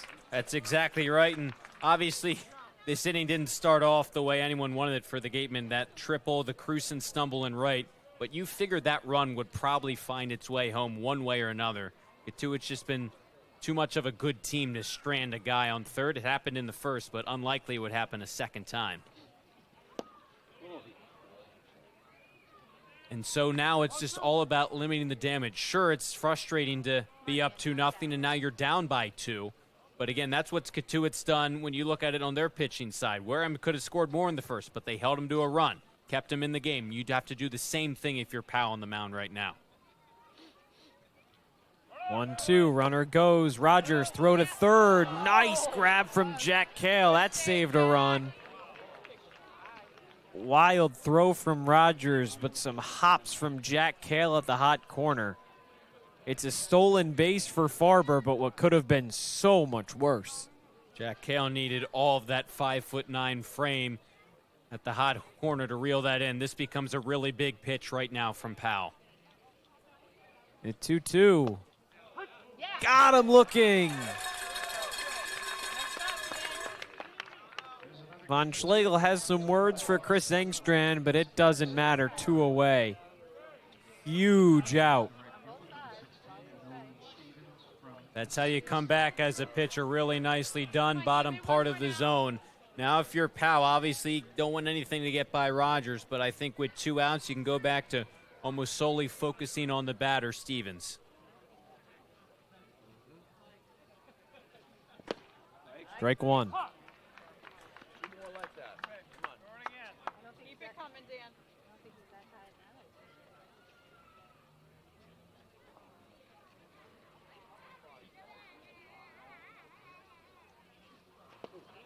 Good block from Rogers.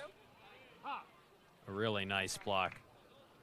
Keep it in front of him. If you do that, no one's going to come in to score from third there. And again, this inning did not start ideally, but to take care of the 3 and 4 man in the order for Cotuit after first and third, no one out, I think it's a momentum boost potentially for the Gatemen to limit the damage to 1 run. 1-1.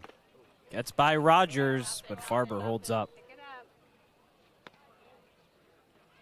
And it's where you got to be careful right there. If you're not down into that kind of dirt, that crouch from Rogers, and you're stepping up before you're 100% certain you've gloved it. Playing with fire a little bit with Powell, who likes to work those pitches down in the zone.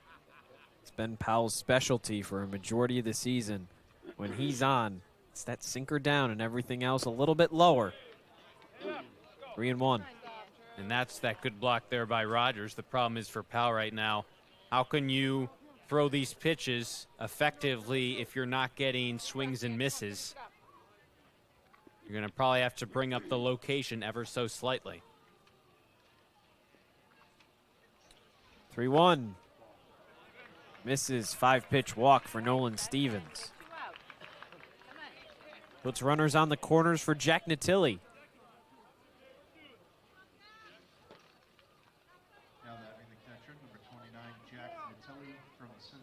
If Powell's not careful, 1 pitch to Natilli can get this thing out of hand real quick. It can, and so he's got to get back to locating that sinker, working off of that bottom part of the zone. But even if you're not getting chases, you still have to throw some pitches accurately to at the very least get some called strikes.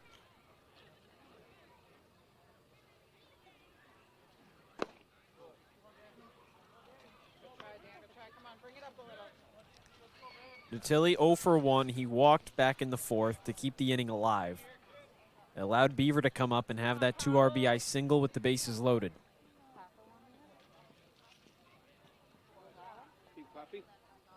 Cotuit up 4-2 here in the fifth. Powell trying to limit the damage. That's strike one there. And if he can get out of this inning, I think that he's going to look a little bit sharper if he can come back out then in the sixth with a clean look. When he doesn't have a leadoff triple off of a stumble, you mean? Exactly.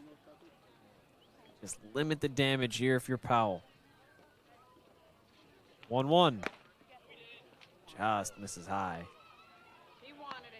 I mean, when you come in one pitch, you get ambushed, but in all likelihood, a ball that's typically caught and you wind up with the leadoff runner on at third in a playoff game, 3-game series, it just makes it so much more difficult to pitch.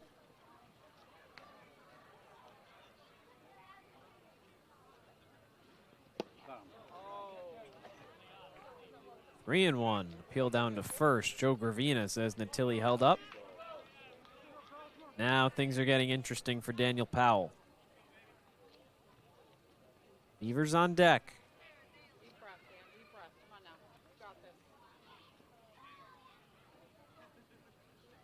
3-1. Natilli takes a strike. Now here we go. You got a called strike there. Powell's just gotten into these situations past two batters because Stevens and Natilli have made the adjustment. Bogenpol and Schlegel chase some pitches, and when you do that, you're working into Powell's advantage right there. You can't go too far off the plate here. Natilli might take for ball four. 3-2. He took all the way, and it was a good decision. And the bases go loaded for Landon Beaver for the second time in 2 innings. It was a close pitch, but not close enough. Again, this is the problem. You might be around the plate, but if you're not getting strikes consistently and the guys aren't chasing, you're just not going to get enough outs. You're not going to get ahead. 27 pitch inning so far for Powell, and he's still just at 2 outs. Andrew Koshi, the right-hander from Maryland, warming up in the Gatemen bullpen. Curious to see if Powell gets out of this, what his limit tonight is. 1-0, fouled off. And then that's where it goes from bad to worse. Powell showed you that he could really be a bridge reliever by going 4 innings his last time against Cotuit, but with each pitch he throws here in the fifth, the likelihood he can go deeper into this game just decreases. 4 scoreless innings against the Kettleers just 4 days ago. 1-1. Fly ball into right field, cruising back, and he makes the catch in the alley. Everybody can take a deep breath. Cotuit limited to just 1. The Kettleers still on top 4-2 heading into the home half of the fifth. Law.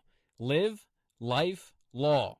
Covering all residential and commercial real estate matters. You live life to the fullest and let us Sync Law. That's synklaw.com. Sync with an I, not a Y.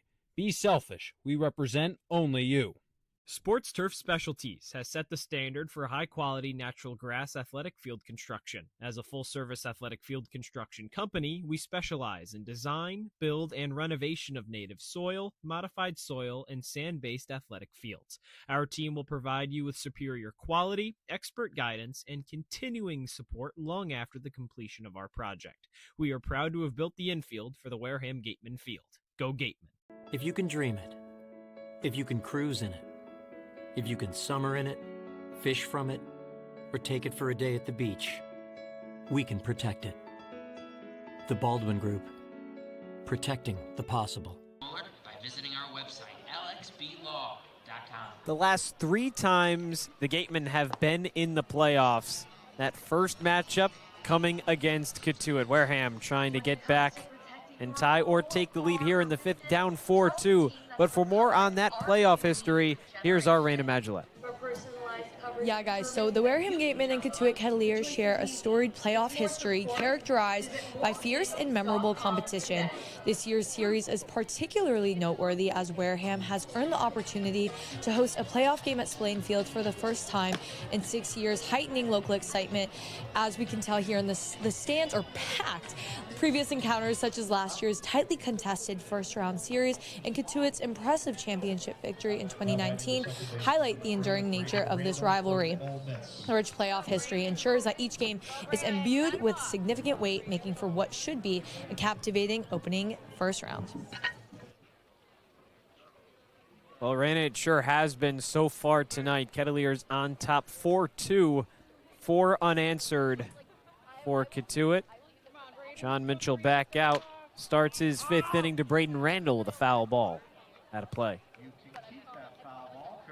And obviously, Cory, now with the last 2 times, Gatemen coming up on kind of the wrong side of that history, hoping that they can flip the script this year. Especially with some returners from last summer as well. Fisted into shallow center field. Farber back and makes a basket catch over his head.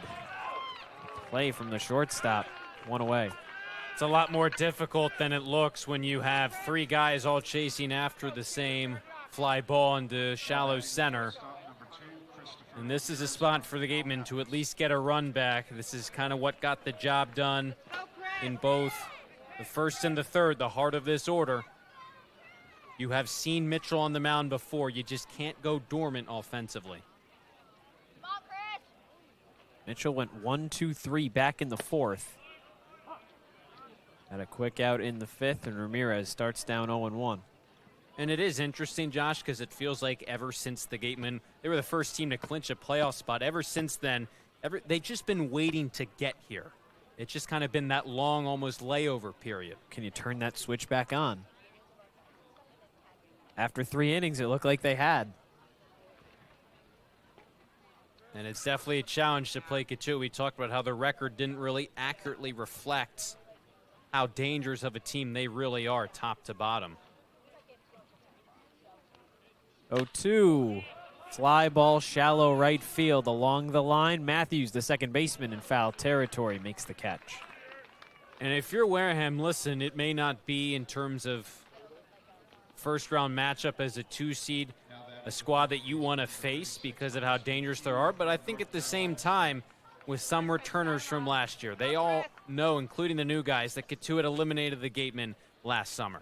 A team that's walked you off twice this summer in some really close, highly contested games. A team that beat you all the way back in 2019 when you made the playoffs. I mean, you wouldn't go as far as to say there's bad blood. You know, it seems to be a very healthy rivalry and competition, but at the end of the day, obviously you want to win, and if you're the Gatemen, these guys just have found so many different ways to beat you. 1-1. And I think that's a good thing when there's added motivation against a team that's maybe gotten the better of you in some key spots lately, but you still had your end of the success this summer as well. So have that motivation, but use it to your advantage in a tough spot right here. And again, if you're the Gatemen, sometimes this kind of has to come sooner rather than later, is get some runs on the board. The 4 unanswered can get to 5, 6, 7 pretty quickly with how good this Kettleer lineup can be.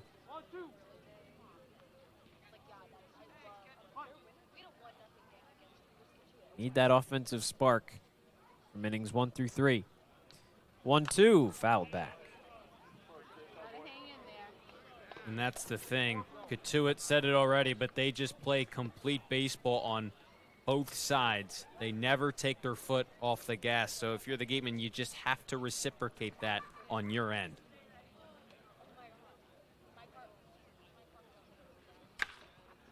Ground ball back to Mitchell on the mound, fields it off a bobble and throws to first with a wicked fastball in time. Mitchell seen 6, retired 6. Heading into the 6th, Cotuit on top 4-2. Cory Miller has you the rest of the way on Cape League TV. Turf Specialties has set the standard for high-quality natural grass athletic field construction. As a full-service athletic field construction company, we specialize in design, build, and renovation of native soil, modified soil, and sand-based athletic fields. Our team will provide you with superior quality, expert guidance, and continuing support long after the completion of our project. We are proud to have built the infield for the Wareham Gatemen field. Go Gatemen. There hasn't been a ton of training when it comes to bat speed or products for players to be able to train bat speed.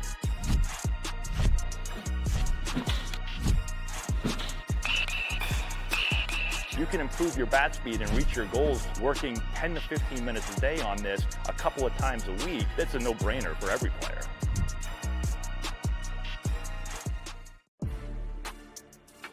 You can make any bat feel lighter by adding a velo puck knob. Instead of having to go get a whole entirely new bat, you can simply add the puck to it. Players can use this with any bat. It's basically going to shift the weight of the bat a little bit more towards the hands. Players are able to hit the ball a lot harder just by simply adding the puck on. Stabilized stone dust for nature paths and pedestrian walkways, bioretention, rain garden soils. Another turn to the bullpen for the Gatemen. Andrew Cory, a late season ad for Wareham. He's appeared in just one game, but 2 1/3 scoreless innings. The Gatemen coaching staff like what they saw, and now they're turning to him in a big spot with their team down by 2. With 5 strikeouts as well, so somebody that limits balls getting put in play. The majority of what he's been able to do is come on the swing and miss. The righty out of Maryland has been so effective. He came in 2 1/3 against Falmouth. That was back on Saturday, and hoping that he can continue not only that strikeout prowess, but the control as well, and try and mow down some of these Kettleer hitters. Cory from Maryland, University of Maryland, formerly a Wake Forest Demon Deacon before transferring to Maryland. Again, just his second appearance with the Gatemen. The plan maybe was for Daniel Powell to go multiple innings, but the pitch count elevated after Cotuit sent 7 batters to the plate in the 5th, scored another run. They're up by 2 here on Cape League TV. Luke Matthews, Taggart Tyson, Camden Johnson, 8-9-1, facing the righty Cory out of Maryland. First pitch just misses the outside corner, and it's 1-0. It took Powell 30 pitches to get out of that 5th inning, and he only threw 13 strikes. Walked 3 batters. He had 2 strikeouts, but just not the kind of outing that Gatemen were hoping for from Powell. Swing and a miss, and it's 1-1. And that's the thing. Going into this playoff series, most of the questions in terms of how the Gatemen would play it, probably more so on the pitching side, because the lineup, maybe a couple of options with Kale or Sheehan, but not a whole lot when you look at it. Showing bunt is Matthews. Pulls back and takes a called strike on the outside corner. It's 1-2. But how the Gatemen use this back end of the bullpen in terms of what arms are available, how they deploy them, because you know Caden McDonald's pitching tomorrow. If you get to a game 3, that's kind of up in the air, and the more arms you have available then, the better. No one's on to begin the top of the 6th. Leadoff man Matthews, the second baseman. 1-2 pitch, a breaking ball that misses low, 2-2. And that's one of those things that Ryan Smythe talked about when I asked him about, okay, what's the rotation going to be? He said, Josh, Caden, all hands on deck. So whatever that means, whether maybe Josh Butler comes in, maybe pitches an inning or so, but anything that these Gatemen arms can do to help Wareham and try and secure a win, but obviously you have to get to that point. Hopefully you can come back, win tonight's game, and be ahead in the series, not feeling the backs against the wall. And that's the thing, all hands on deck, but surely the more hands available, the better. The third pitcher used tonight is Andrew Cory, his 2-2. Can't get the call on the outside corner, stayed just a little bit outside. The count goes full. Still trying to figure out Engstrand's zone, because he's called that a strike a couple of times, and he's called it a ball a handful as well. That fastball on the outside corner, both lefties and righties. Just can't get a good read on it. Another payoff pitch. Slap foul. And that is the thing with the Gatemen on both sides of the baseball, but especially their pitching. The the luxury of being the first team to clinch a playoff spot, they really lined up their arms accordingly to who they wanted to slide into these playoff starts because they knew they were getting in no matter what. Trying to use it to their advantage. Koshi's 3-2. Again, a foul ball down that first base line. And the issue, though, is just because the Gatemen were able to do that while Cotuit was still fighting for that playoff spot on the final day, the Kettleers had one of their best arms set to be on enough rest to start game 2, Peyton Manka. Sub-3 ERA. That's why it's so important for the Gatemen to come away from today with a win. Fastball misses outside. What an at-bat by Matthews to work the walk. He's on to begin the 6th. I mean, you just need to throw strikes. You can't give up the free pass. It just can't happen. Not against an offense that's this talented and against a pitching staff that's just going to continue to limit the damage. Any more runs that Cotuit can put up and extend that lead just make it 10 times more difficult per run for Wareham to try and come back and win this. That was a 9-pitch at bat, ultimately won by the second baseman Matthews. The left fielder Tyson has struck out twice tonight, shows bunt, pulls back as the infield comes crashing in and takes a called strike. You know, one of the arms maybe the Gatemen could use in either situation, a starter or reliever, a guy like TJ Schlageter. It's just a question of when and how often you want to use him. Tyson showing bunt early yet again. Gets it down the first baseline. Koshi fields cleanly and completes the play to first. Matthews up 90 feet to second. And it's small ball early on, but it's smart from the Kettleers. So many times so far tonight that Cotuit has capitalized with runners in scoring position. And now you have Johnson. Obviously, Matthews has enough speed that you want him over in scoring position, even at second. So if Johnson can kind of lay into it, he's already got a double and a triple tonight. He can hit anything into the outfield. Cotuit could have that fifth run on the way to score. Outfield playing him to go the other way. Yost more so on the left center field side. Runner on at second for the Cotuit leadoff man as that fastball misses in. Johnson finished the regular season at .292. No homers, 11 RBIs. A guy who will be transferring from Wichita State to Oklahoma. Mentioned how Farber has played in all 40 regular season games for Cotuit. Johnson just one fewer at 39. His team's up by 2. Koshi, his first inning of work out of the Gatemen bullpen, is 1-0. Slides across the zone, finds the inside corner. It's a called strike. And you look at that last at-bat, the triple by Johnson, the stumble by Cruson and Wright. That might go down as one of the defining plays in this game to give the Kettleers that insurance run, at the very least where we are right now. 1-1, runner takes off, swing and a miss, throw down to third and plenty of time. Kale applies the tag, and they got him. Matthews cut down, trying to swipe third, and a big out number 2 to eliminate the base runner. How big was that? Drew Rogers almost airmailed the throw down to third with a stolen base from Ryan Farber back in the 5th. Jack Kale made a great catch. Cotuit saw that and said, hey, we're going to try you again and see if you can deliver an on-target throw. That's exactly what Rogers did. Huge spot with 2 away now. And now you're a strike away if you're Koshi. The 1-2. Bounces in there, 2-2. We know that Rogers is such a great arm. He's such a great defender, just waiting to see it behind the dish.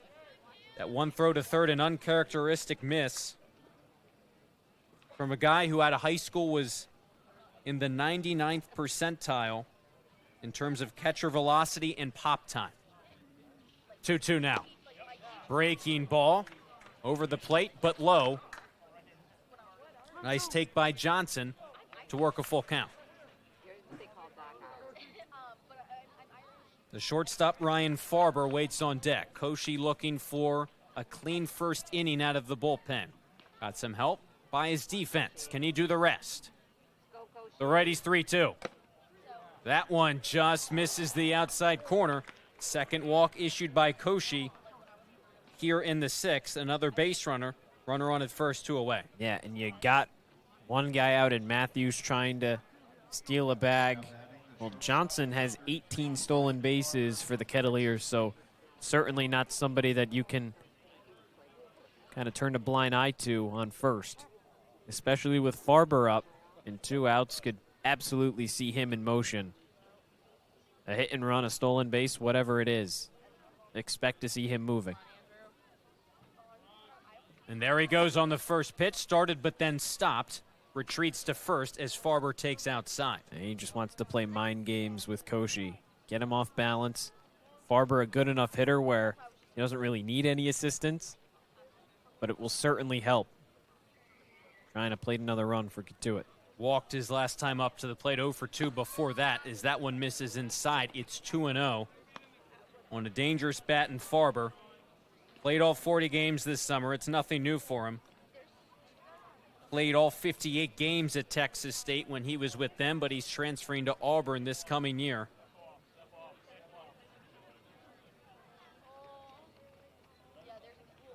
Only player across the Cape to play in all 40 games this summer. Farber, a top 100 prospect in the 2026 MLB draft. He's worked the count to 2-0 with a runner on at first. Koshi's pitch.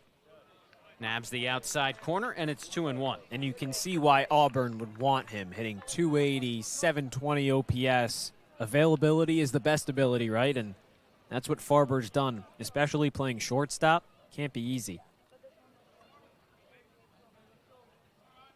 Didn't have a great spring, but said he wanted to come here and have as many at-bats as possible. Here he is in a big spot. 2-1 pitch will not happen, and a pitch clock violation called against Andrew Koshi.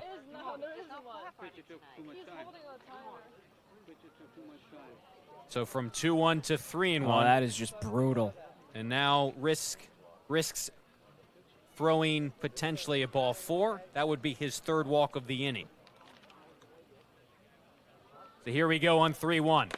At the top of the zone, 3-2. That releases Johnson with the pitch.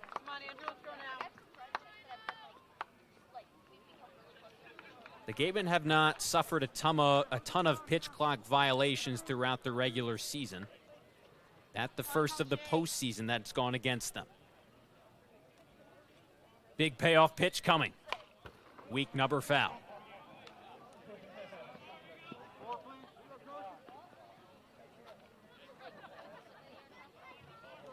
The Gatemen struck first, a run in the first, added on with 1 in the 3rd. 3 for Cotuit in the 4th, 1 in the 5th. It's 4-2 Kettleers. They've out-hit the Gatemen 6-4.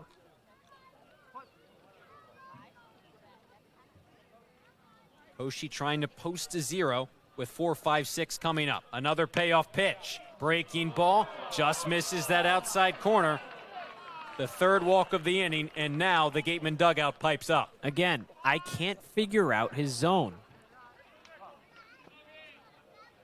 Because in that first inning, he called that a strike multiple times.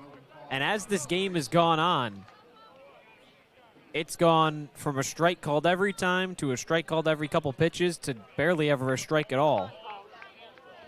Now, if you're Koshi, you have to improvise and you have to adapt to that. But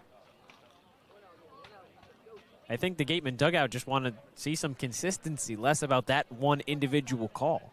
That's the main thing, obviously. Bogan pull now. Koshi back to the plate and gets ahead here as that's poked foul. 3 walks in the inning, the sack bunt, and then the big play by Rogers to nab Matthews, trying to swipe 3rd. That eliminated any base runners. At the time, it was no one on, 2 away, but now back-to-back walks to the first 2 men in the Cotuit order. Koshi thought he had strike 3 on that last pitch, started making his way into the dugout.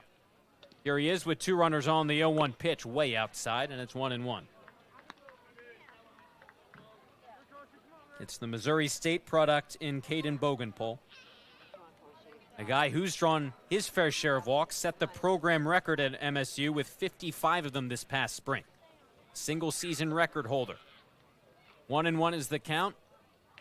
Koshi's pitch. Behind on that was Bogenpole, and once again, Koshi a strike away from getting out of this. Those first 3 innings, just such minimal traffic on the base paths for Wareham. Outside of the leadoff double to begin the game, Josh Butler retired 9 straight. And then that fourth inning, things got away from him. Daniel Powell had to face 7 batters. This is number 5 so far for Cory here in the 6th. Certainly not the efficiency the Gatemen were hoping for out of their bullpen. Cory trying to post to 0 here in the 6th. 1-2. Breaking ball. That one is in there. 3 walks in the inning. Doesn't matter. Cory escapes without any damage done against him. The Gatemen trying to break out the bats. Things are getting a little later here at Spillane Field. It's a 2-run Cotuit lead on Cape League TV. Wareham-based AD Makepeace Company, founded in 1854, is North America's largest cranberry grower and recognized leader in environmentally responsible real estate development and land stewardship. For 171 years, AD Makepeace Company has supported community events and organizations like your Wareham Gatemen. Visit admakepeace.com to learn more. Cape Cod 5 is proud to be the official banking partner of the Cape Cod Baseball League. Cape Cod 5 offers a broad range of financial products and services tailored for every stage in your financial journey. Reach out to us. We're here to help. For a good piece of glass, call Abby, located at 3 Tyler Ave in East Wareham. Call Abby Glass and Locks about getting a free quote for your windows, doors, locks, and other glass needs. Here at the Mass State Lottery, we know there's no bigger win than the $1 billion we provide each year to support all 351 cities and towns in Massachusetts. Now that's how we all win. The Mass State Lottery. Welcome to the state of winning. Major League Baseball for over 50 years of support.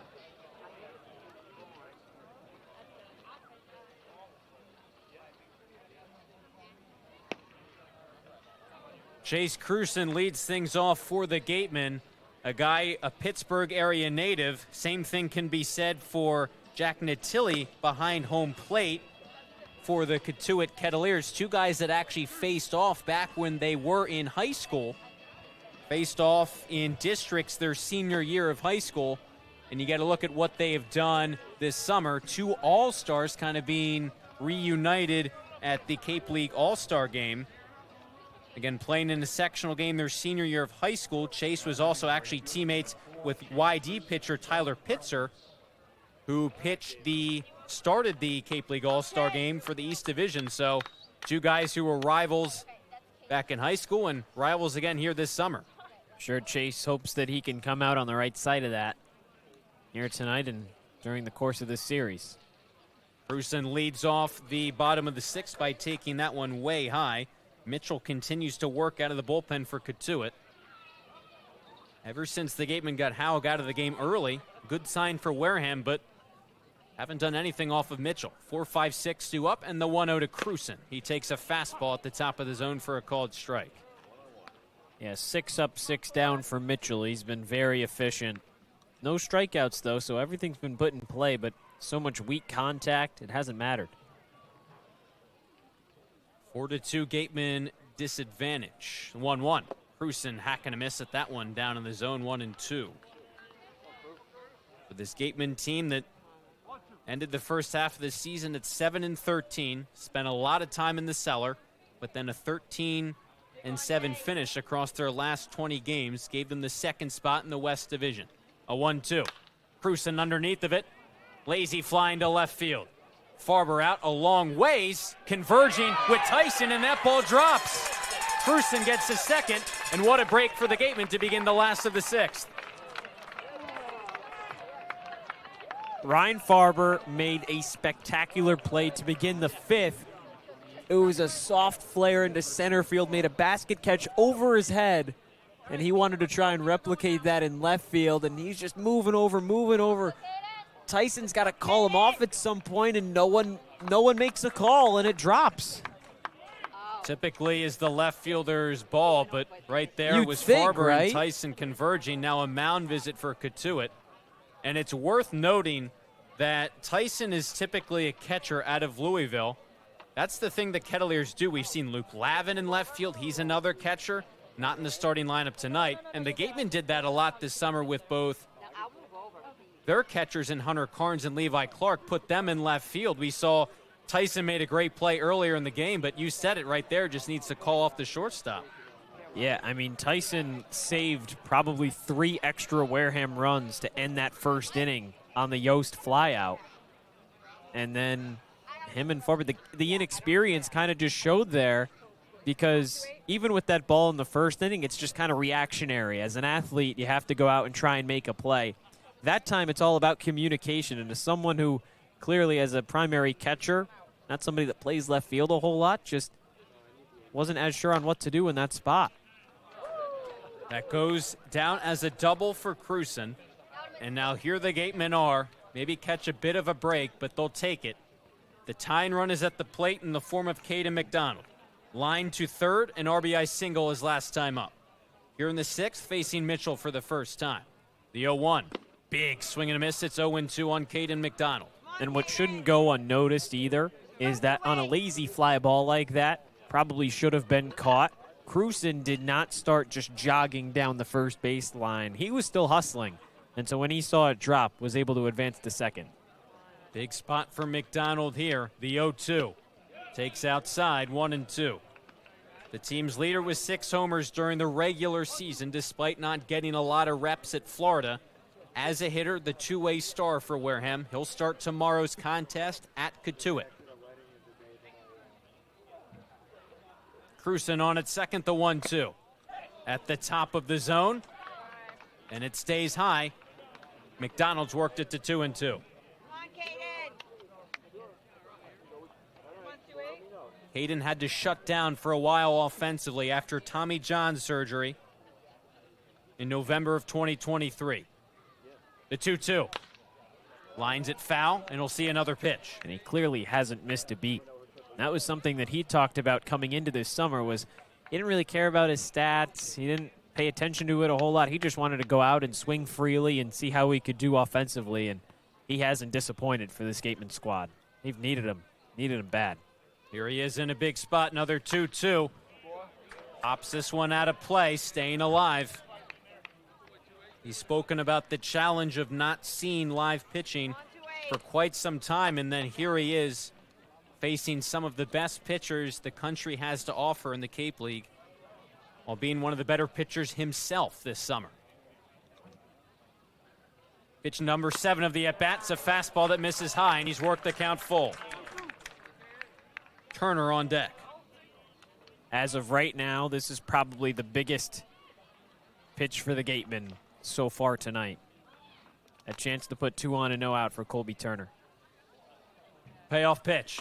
Big swing and a miss.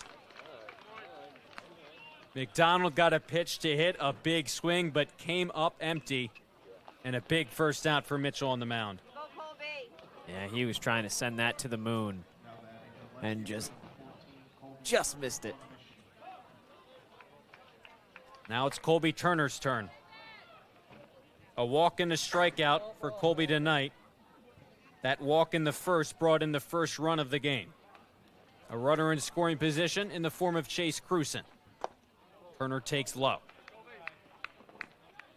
In the 16-9 win over Cotuit back on July 6th, Colby had one of the best performances by a player this summer. Now a balk called against Mitchell on the mound. Cruson gets up to third. That is huge. 90 feet away, and now Colby Turner has one job to do. Doesn't have to worry about a hit. Doesn't have to worry about that. Just put it into the outfield because Chase Cruson has some wheels.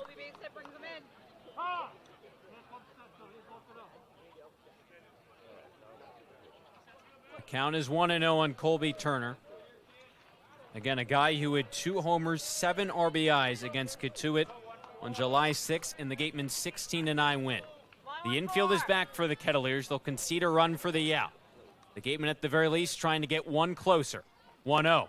Skips in there, 2-0.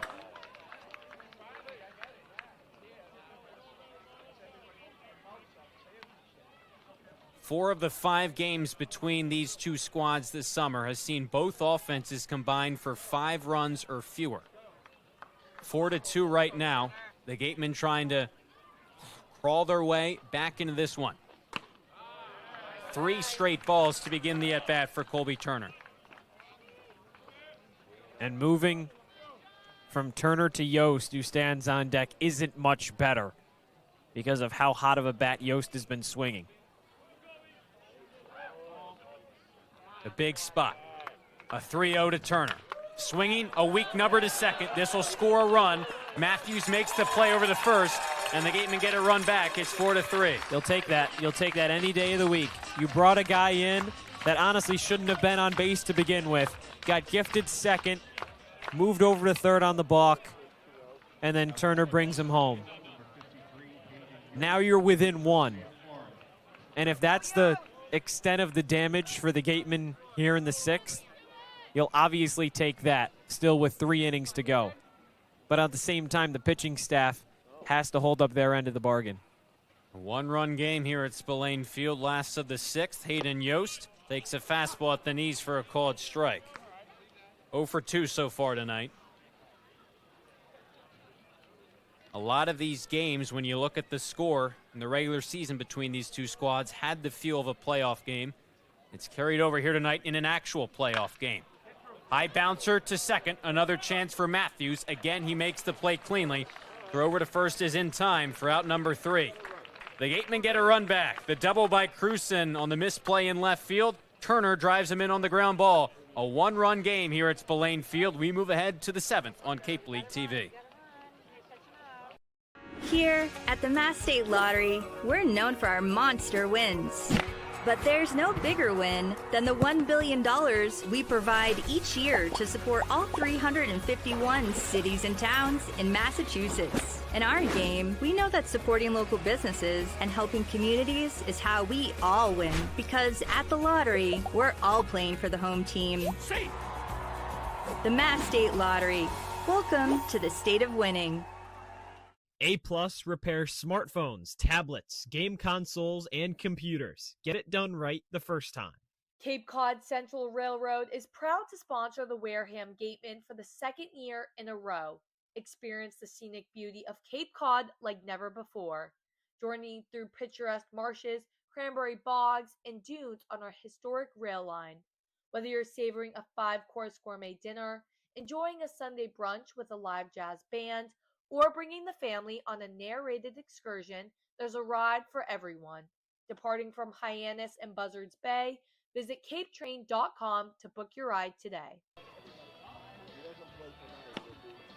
The Gatemen get a run back in the bottom of the 6th, a 1-run game at Spillane Field. The carousel of relievers continues. It's Logan Baisley taking over for Koshi on the mound. Now Baisley, the ERA's elevated at 6.43, but he's been a lot better, maybe surprisingly, at the back end of the bullpen. Similar spot to what he's got right now. Yeah, as a starter, Baisley has had some instances where he's struggled, but he's found more success coming out of the bullpen, especially in some higher leverage situations. He gets amped up for it. The team gets amped up for it. And now with just a 1-run deficit in the 7th inning, knowing that he needs to give his offense a chance, he's got a big job to do against the heart of this Kettleer lineup.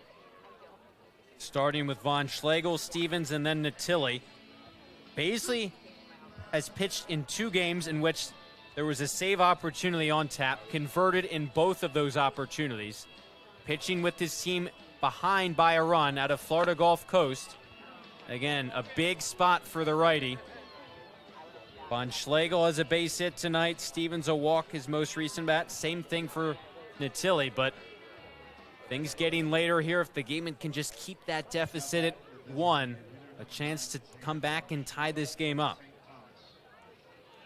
The DH Von Schlegel out of the University of St. Thomas in St. Paul, Minnesota. The first player from that program to ever play in the Cape League. The cleanup man against Baisley. High chopper, back up the middle. Ramirez is charging. He gathers cleanly and gets it off to first in time for out number 1.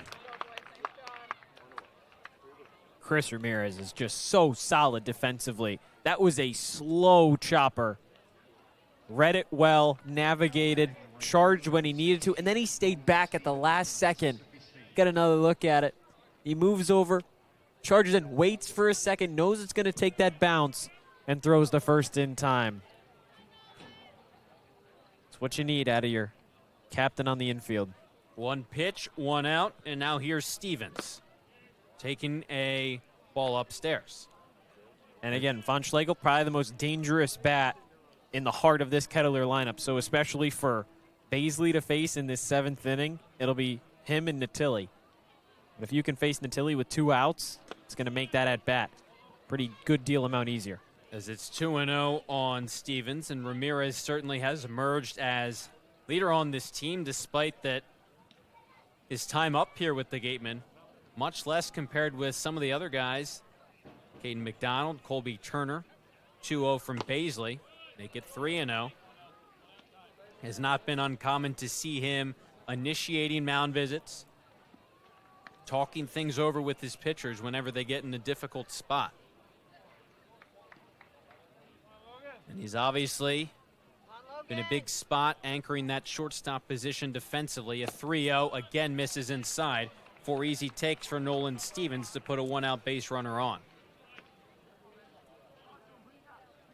And now you're still a ground ball away from getting out of the inning. But you need to certainly choose your pitches carefully with Natili up to bat. He's drawn 2 walks already today, so you can't just expect him to swing at anything too far out of the zone. You have to pitch to him. But you just need to spot it well enough for him to not do any damage. Facing the righty who cracks that first pitch foul. McHugh gives it a look, but it lands out of play.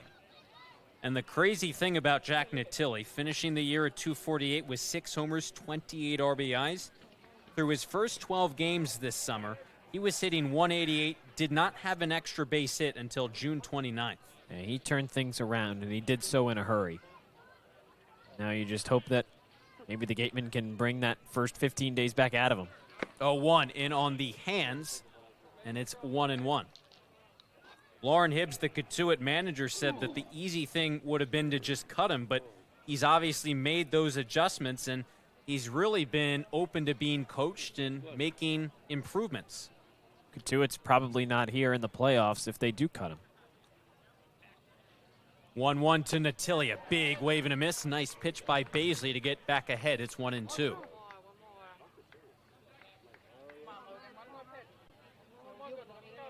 A team in Cotuit that started the season at 1-7. The worst team across the league in the month of June. Now here they are as the 3 seed up by a run. A 1-2 to Natili, misses outside.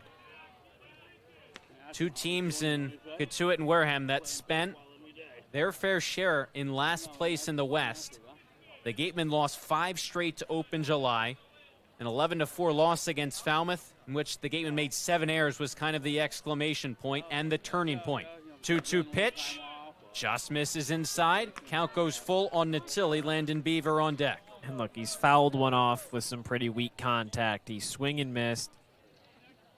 Throw something in the zone and make him beat you. You can't let this guy walk 3 times. Bazley's first inning of work out of the bullpen. There goes the runner for second. Check swing from Natili. Off the inside of the bat. Stevens heads back to first. And that's been the thing between Powell, Koshi, and now potentially Bazley. They've been able to limit the damage, but a lot of walks between the 3 of them. Yeah, 7. Powell 3, Koshi 3. Burning through a lot of arms. It doesn't help. Yeah. The 4th used tonight by Ryan Smythe's squad. We'll do it again. 3-2. Runner takes off again. As that pitch misses below the knees, ball 4. There's another walk. 3 tonight issued by Gateman pitching to Jack Natili. It's self-inflicted damage. It's all it is. Cotuit only has 1 more hit than Wareham, and have certainly left more than just 1 more runner left stranded on base. Kettleers are getting so many opportunities because Gateman pitching staff is just letting them on. Here's Beaver. A base hit, drove in 2 runs for Cotuit in the 4th, gave him the lead. He takes a called strike here. Bazley gets ahead. You know, we asked Ryan Smythe, first, second game of the summer, would he ever use pitchers in back-to-back games, and really said the answer would always be no until potentially kind of a playoff game, do-or-die situation. Baisley's 0-1 on the way. Beaver high, chopper slowly hit down the first base line. Baisley fields cleanly, gets the out at first as both runners advance 90 feet, a big out number 2. But you're getting to a spot, if you use a lot of arms tonight, maybe even tomorrow, we'll see who is available consecutive days for Wareham. And especially if the Gatemen lose this game, Cory, you have to find a way to just throw some of your best arms. Obviously not Josh Butler, but maybe if Daniel Powell could go again, maybe if Logan Baisley could go again, depending on the situation and the inning and score of that game. But you got to get there first. A swinging bunt down the third baseline was off of the front foot of Luke Matthews, so a foul ball. And a big out to get Beaver to get the righty-righty advantage back with Luke Matthews. But now you have 2 in scoring position. If Matthews can get anything into the outfield, it will score both. And Cotuit could have its largest lead of the night. He had an RBI single back in the 4th. Got to find a way to get him out here. Go along with a ground out and a walk for Matthews. The 0-1. Slices that one foul out of play. Quickly 0-2. Yeah, a good place to start is getting ahead 0-2. Baisley delivered 2 that Matthews at least wanted to swing at. Now a chance to put him away. You don't have to do it on a strikeout. Obviously, that would be ideal. He had a few swings and misses from Natilli. Can Baisley be another Gateman pitcher to get out of the inning? Stranding runners on base. His 0-2 pitch. High chopper to third. Kale waits back. Across the diamond, McHugh stretches, and they get the out at first. Logan Baisley into and out of trouble here in the 7th. The Gatemen come back to the plate, down by just a run, trying to tie this game up at 4 on Cape League TV. Insurance has been servicing Wareham and the surrounding areas since 1980. Call Legacy Insurance for all your insurance needs at 508-295-1315. Legacy Insurance, your hometown agency. Get ready for big results with our small machines. With more power, performance, comfort, and savings, they're ready for every job. And we're ready with plenty of inventory, the best support in the business, same-day parts availability, and locations across the Northeast. So you can always be ready to work. Milton Cat, always ready. When it comes to protecting your home, car, or business, trust the team that's been covering our community for generations. For personalized coverage and service that you can count on, the choice is easy. It's Morse, of course. Visit morseins.com today. Zane Starling, the righty out of North Florida Atlantic, takes over on the mound. Mitchell's night is done out of the bullpen. Second relief arm Cotuit's used. Starling has appeared in 5 games for the Kettleers this summer, but has been plagued by 5 earned runs in those 5 innings. A chance for Wareham to maybe tie this game up with 8-9-1 due up. Cory, there's not even a man on base. The inning hasn't even started yet, and I can already say with pretty good comfort that this is going to be the best chance that the Gatemen will have for probably the remainder of the game to get runs on the board. Starling, 9 ERA. He's pitched 5 innings, 5 games, all out of relief. He's given up 12 hits. His batting average against is .480 on the summer. It's the bottom of the Gatemen order, Cale, Rogers, and Randall. But, man, is this a medium rare steak on a silver platter waiting for the Gatemen to try and take advantage? And it's not like the numbers for the Ospreys at North Florida Atlantic were any better. A 10.90 ERA this spring in 18 appearances. With a .325 batting average against. So here we go. It's 8-9, then 1. Jack Cale made a nice play to end the top of the 7th. A guy in Cale who had .217 in a brief stint with the Gatemen. An All-Ivy selection at Columbia this past spring, earning the playoff start over Vance Sheehan at the hot corner. 0 for 2 so far tonight. First pitch he sees from Starling's a called strike on the outside corner. You just got to find a way. Find a way to get on base. The next guy, find a way to move him over. And then find a way to score a run. 0-1. Hale flies it softly down the third base line. It's out of play.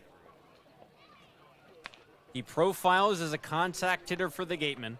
He had a big RBI in the most recent loss to Cotuit. Drove in the second run for Wareham. It was 2-0 Gatemen at the time. Behind in the count 0-2. Rogers on deck. The Gatemen have escaped a lot of trouble the past 3 innings.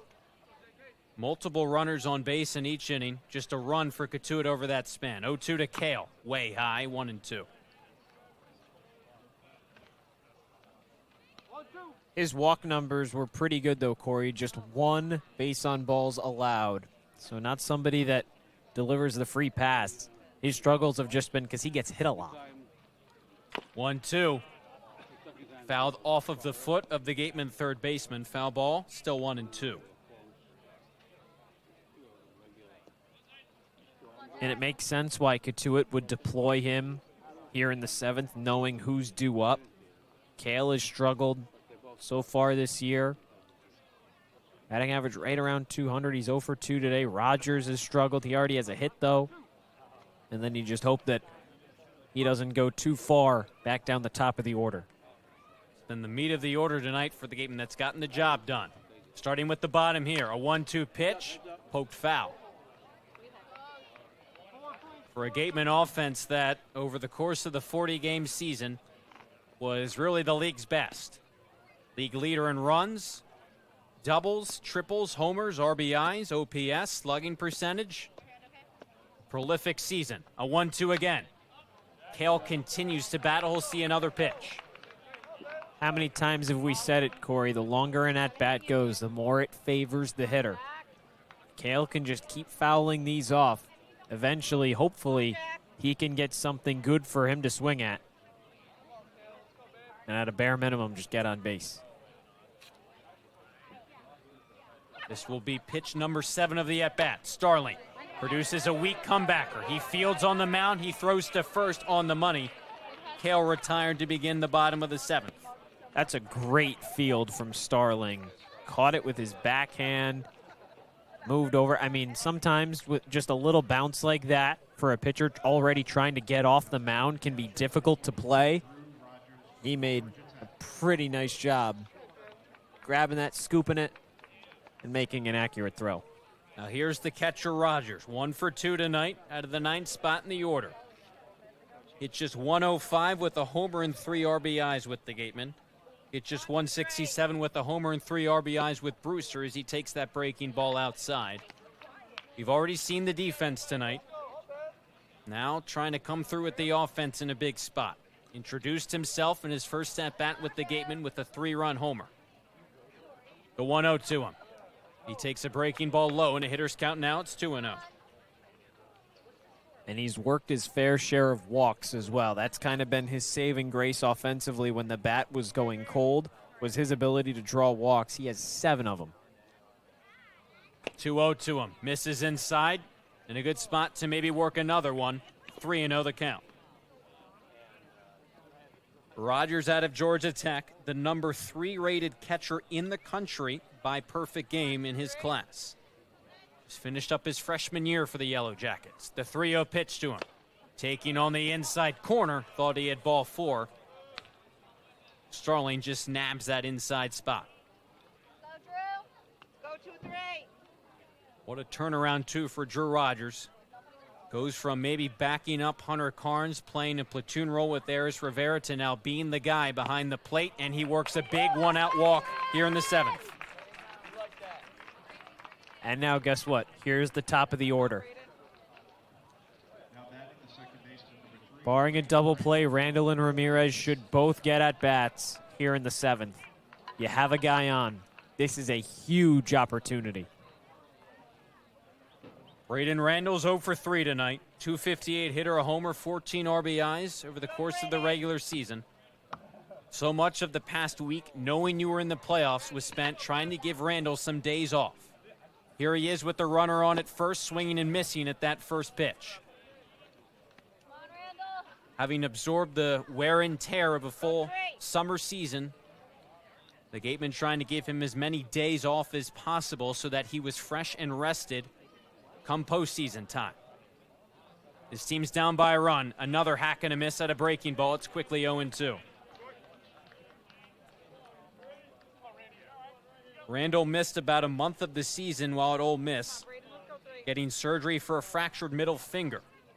He hit 300 down the stretch, including 5 RBIs. That, along with a homer in the Oxford Regional, was at his best when it mattered most. It's 1-2 on him right now. And he's been so good with 2 strikes, either fouling pitches off, taking close ones. 1-2 pitch, ripped into center. Bogenpole hustling back. It'll hang up for him. Loud contact, a loud out, and a big man taken care of right there. And Braden Randall, there's 2 away. That ball was hard hit from Randall, and for a second, Bogenpole was drifting in. I thought he was going to misread that, but the center fielder had just enough. That 6'5" frame. Didn't have to worry about leaping up to make that catch. Read it very well off the bat. So now it's up to Chris Ramirez to, at the very least, keep the inning alive. Hitting 3 trips to the plate tonight. He takes a fastball for a called strike. Starling's first inning of work out of the bullpen. Ramirez, a .380 hitter in his stint with the Gatemen this summer. Had an RBI against Cotuit on the first. Lays off that pitch and takes a ball. Ramirez loves to go the other way with it. There is a big hole between first and second on the infield, and if he can somehow just drift something down that right field line, get into the corner, could be trouble for the Kettleers. Rogers starts, then stops. That one's in the dirt, 2-1. Chris Ramirez exited the regular season finale, the 3-0 win for the Gatemen over Hyannis on Sunday, after pulling up a little lame, trying to field a ground ball back up the middle, called it a precautionary move. Back here tonight, waiting on a 2-1 pitch, taking a breaking ball for a called strike 2. Got this. Let's go, Chris.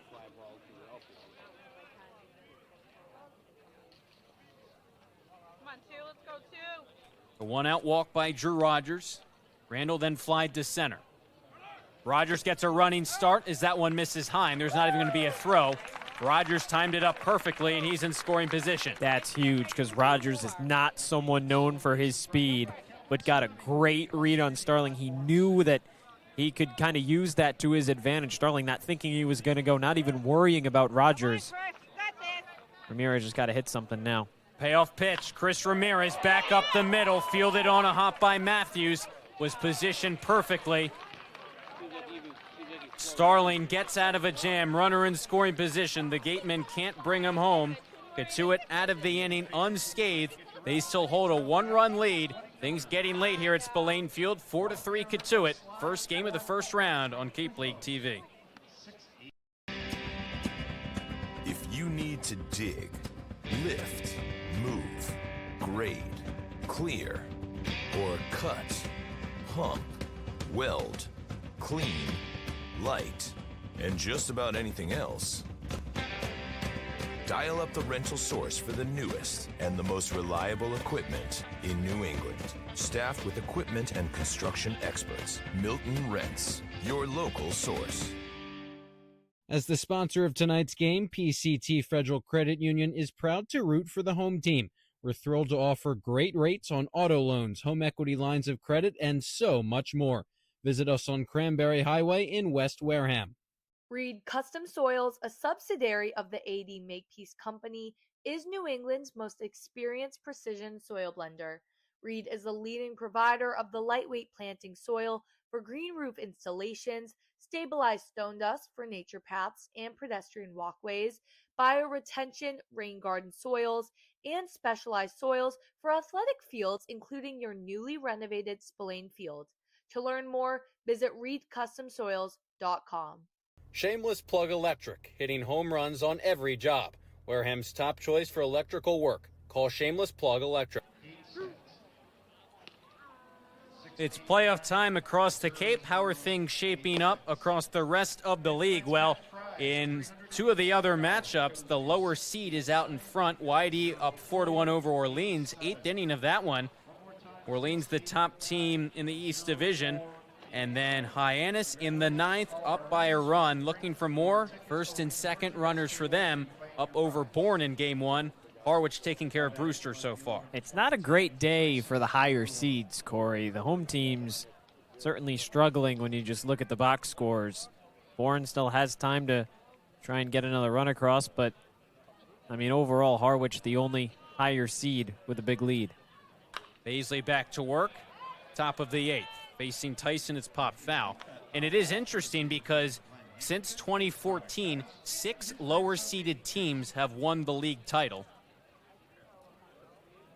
The 2-seeded Gatemen here tonight against the 3-seeded Kettleers. Quickly 0-2 on the 9th man in the Cotuit order. And it just goes to show, because there was so much changeover even up to the last day in the season of who was going to be seeded where, that any of these teams can win. 0-2 pitch. Weak number foul. And you look at it coming down to the wire the last week of the season. Rogers makes his way out to the mound.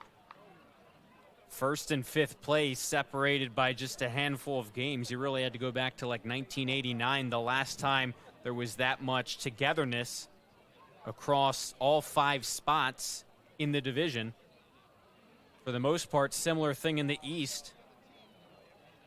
Orleans was kind of the 4th spot in that division, and they were the hottest team to end it. Them and Harwich fighting for that top spot, but Harwich, Orleans, YD, and Brewster all sharing time atop that division throughout the summer.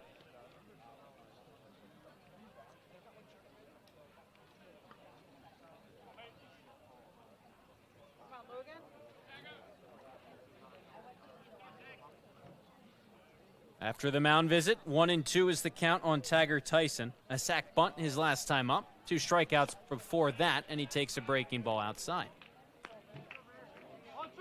This is the guy that you need to retire if you're Baisley, because you don't want to turn it over to the top of the lineup with nobody out. Got to get this first guy. Down by just a run. Another 2-strike pitch. Again, he stays alive. Johnson and Farber have both had nice days. So find a way to get Tyson out here. 1 on, nobody out is a whole lot worse than the alternative. For this Kettleers squad, their 8th consecutive season playing in the postseason. 1-2 pitch again. Half-hearted swing, appeal to the field, no swing. This is Joe Gravina down the first base line. Count to 2-2.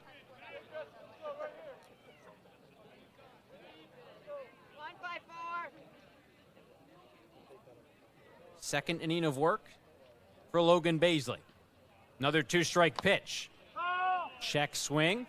Bounce foul by Tyson. Just caught a piece of it. He's just staying alive. Showing a lot of fight here in the 8th inning. He knows that this is a big at-bat because he starts it off. And if he can kind of set that train and get on base for Johnson, things could get really interesting for the Gatemen here in the 8th. And a good battle with Baisley right now. Another pitch. Rolled to the left side. Ramirez charging, backhanding, off-balance throw to first is high. McHugh applying the tag. Safe at first is the call. Ramirez rushed it a little bit. He went with the backhand. Didn't get a great jump on it. It's a tough break because just a bit of a high throw. And Ramirez thought that was going to straighten out a little bit. He was running forward instead of running over to his right. And then by the time he realized it, had to make that quick adjustment and throw off balance. Now that's the exact situation that you wanted to avoid if you were the Gatemen. Goes down as a base hit. And Tyson, a guy who hit 161 for the Kettleers, the 9th man in the order, on base for the first time tonight as Johnson pulls back a bunt attempt and takes a ball outside. We've seen Cotuit willingly play small ball. Tried to do it in the 6th to get a run. Ultimately couldn't scratch any across despite 3 base runners in that inning. The lead right now sits at just a run here in the 8th. And it's 2-0 on Camden Johnson. And you have to throw strikes. You got ahead of Tyson. He hit a ground ball he managed to get on base, sure, but Gatemen have just been plagued with walk after walk after walk. Eventually, the Kettleers are going to have a really big inning, or you need to stop throwing pitches for easy takes. There's a strike on the inside corner, 2-1. Kettleers top 3 in the league in ERA and OPS. Lots of lefties in this lineup. Couple of key losses at the very end of the summer. Wyatt Halverson, the pitcher, Dean West, the outfielder, both headed back to school. Despite that, Cotuit plenty of talent, especially in that rotation. Fouled straight back, count even. But it's also been the immediate impact of their newer guys. Von Schlegel, Beaver, bringing in 2 guys who would play well in their respective summer leagues up until they got to the Cape, have carried that over. The Gatemen trail by just a run, though. No one's out. Top of the 8th with a runner on at first, and that runner, Tyson, back safely.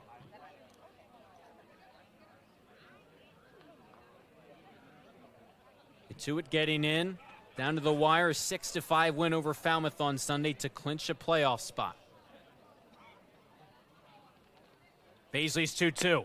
That one is in there. Called strike 3. Great pitch. Johnson down looking for a big out, number 1. If you're Baisley, that is exactly where you want to locate that. I mean, just beautiful curve on the outside corner. Just belt high. Perfect spot for the first out. Gatemen trying to take this game 1. Feels like it's pivotal, especially since Wareham has to travel to Cotuit, where they've been walked off twice tomorrow. Baisley gets ahead of Ryan Farber on the outside corner. And that's what's going to make things so interesting, because obviously you have Wareham's ace in Butler on the mound, one of Cotuit's best starting pitchers when he has started in Haug. And tomorrow, Manka versus McDonald. Could be more of the same.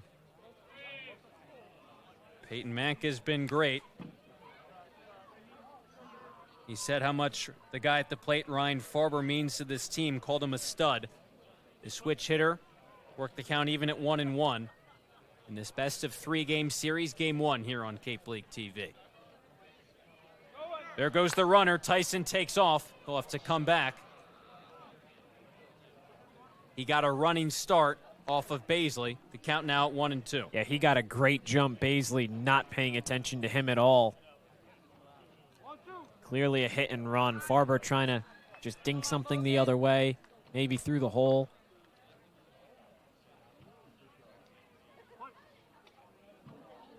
Oh for 2 with 2 walks, the line for Farber at the plate. Tyson a short lead over at first, and expecting that throw over, he gets it back easily. Yeah, a much shorter lead. You mentioned it. He knew that was coming.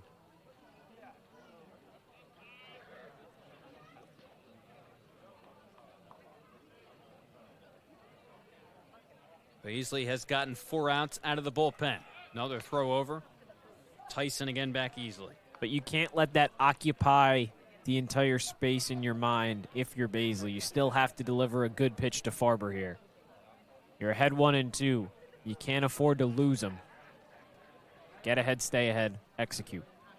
Baisley's 2-strike pitch. Poke down the left field line, drifting foul, and it lands foul. They'll do it once again on 1-2. That's a big exhale, because that was just kind of a half swing from Farber. Just fought it off and stayed alive. And if that stayed fair, that would have been trouble. Ryan Smythe was asked about playing in these 3-game playoff series, said the approach is just going to be business as usual, one day at a time, and no matter what happens the first day, you have another crack at it the next day, and he's happy they brought them back again. It was his first round last summer. Gatemen Kettleers win or go home. 1-2 again. Farber taking and rung up. Back-to-back backwards Ks for Logan Baisley. 2 outs away here in the 8th. And now it's Cotuit's turn to jaw at the home plate umpire.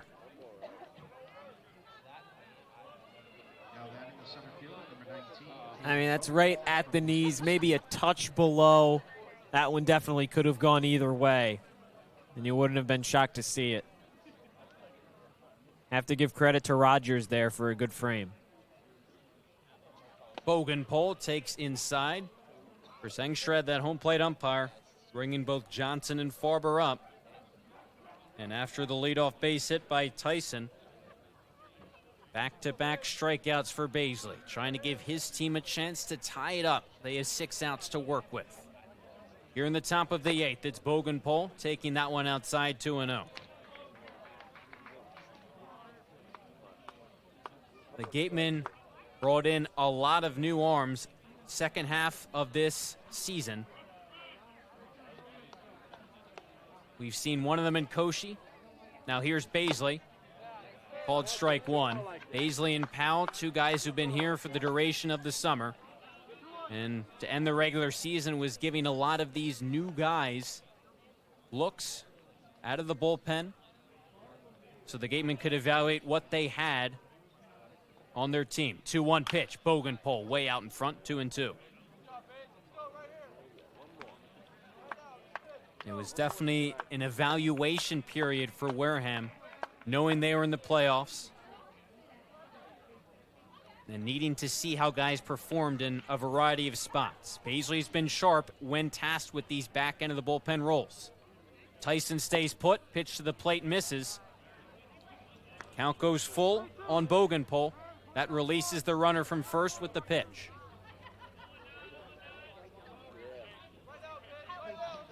Big spot for Baisley. 8th inning, close game, 3-2. What are you going to do? Bogenpole's 1 for 4 tonight. Payoff pitch coming. It's in there. 3 straight backwards Ks and the top of the 8th for Logan Baisley. Greeted by Josh Butler out of the Gatemen dugout. Wareham's down by just a run. They have 6 outs to play with here on Cape League TV.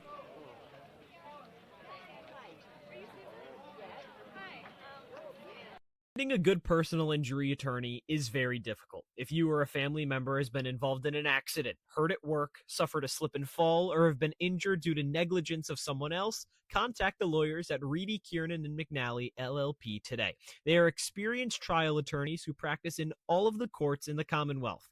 The firm has been recognized by Best Lawyers in America for outstanding legal representation. Contact Reedy, Kiernan, and McNally, LLP today. The firm is located at 267 Main Street in Wareham. Reedy, Kiernan, and McNally, LLP also has offices in New Bedford and Falmouth. Call 508-295-0286 or visit their website, www.rkm-law.com.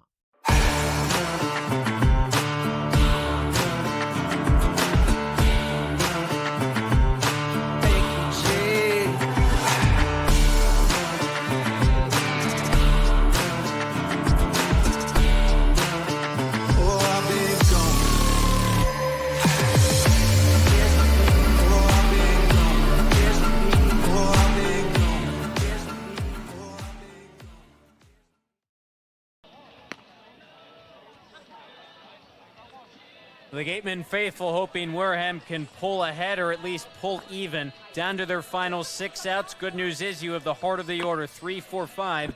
Zane Starling remains in the game for Cotuit. And he stayed in because he had a successful 7th. But again, somebody that struggled during the regular season. Certainly an opportunity now for the heart of the Gatemen order to try and take advantage of that.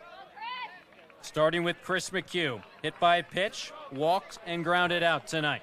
Hit 255 homers, 15 RBIs in the regular season. The Gatemen faithful trying to will their squad back to even. Coming to life. First pitch, bottom of the 8th, a called strike on the outside corner. You also look at it from the Cotuit point of view.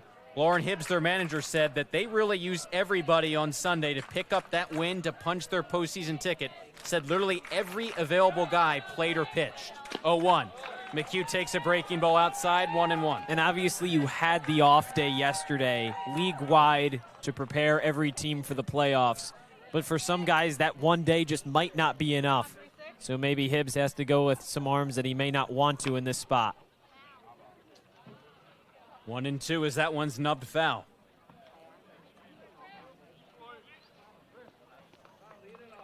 keep in mind, really no matter how this inning shakes out, you might have the bottom of the order due up in the bottom of the ninth if you're Wareham, trying to come through when the heart of the order's up.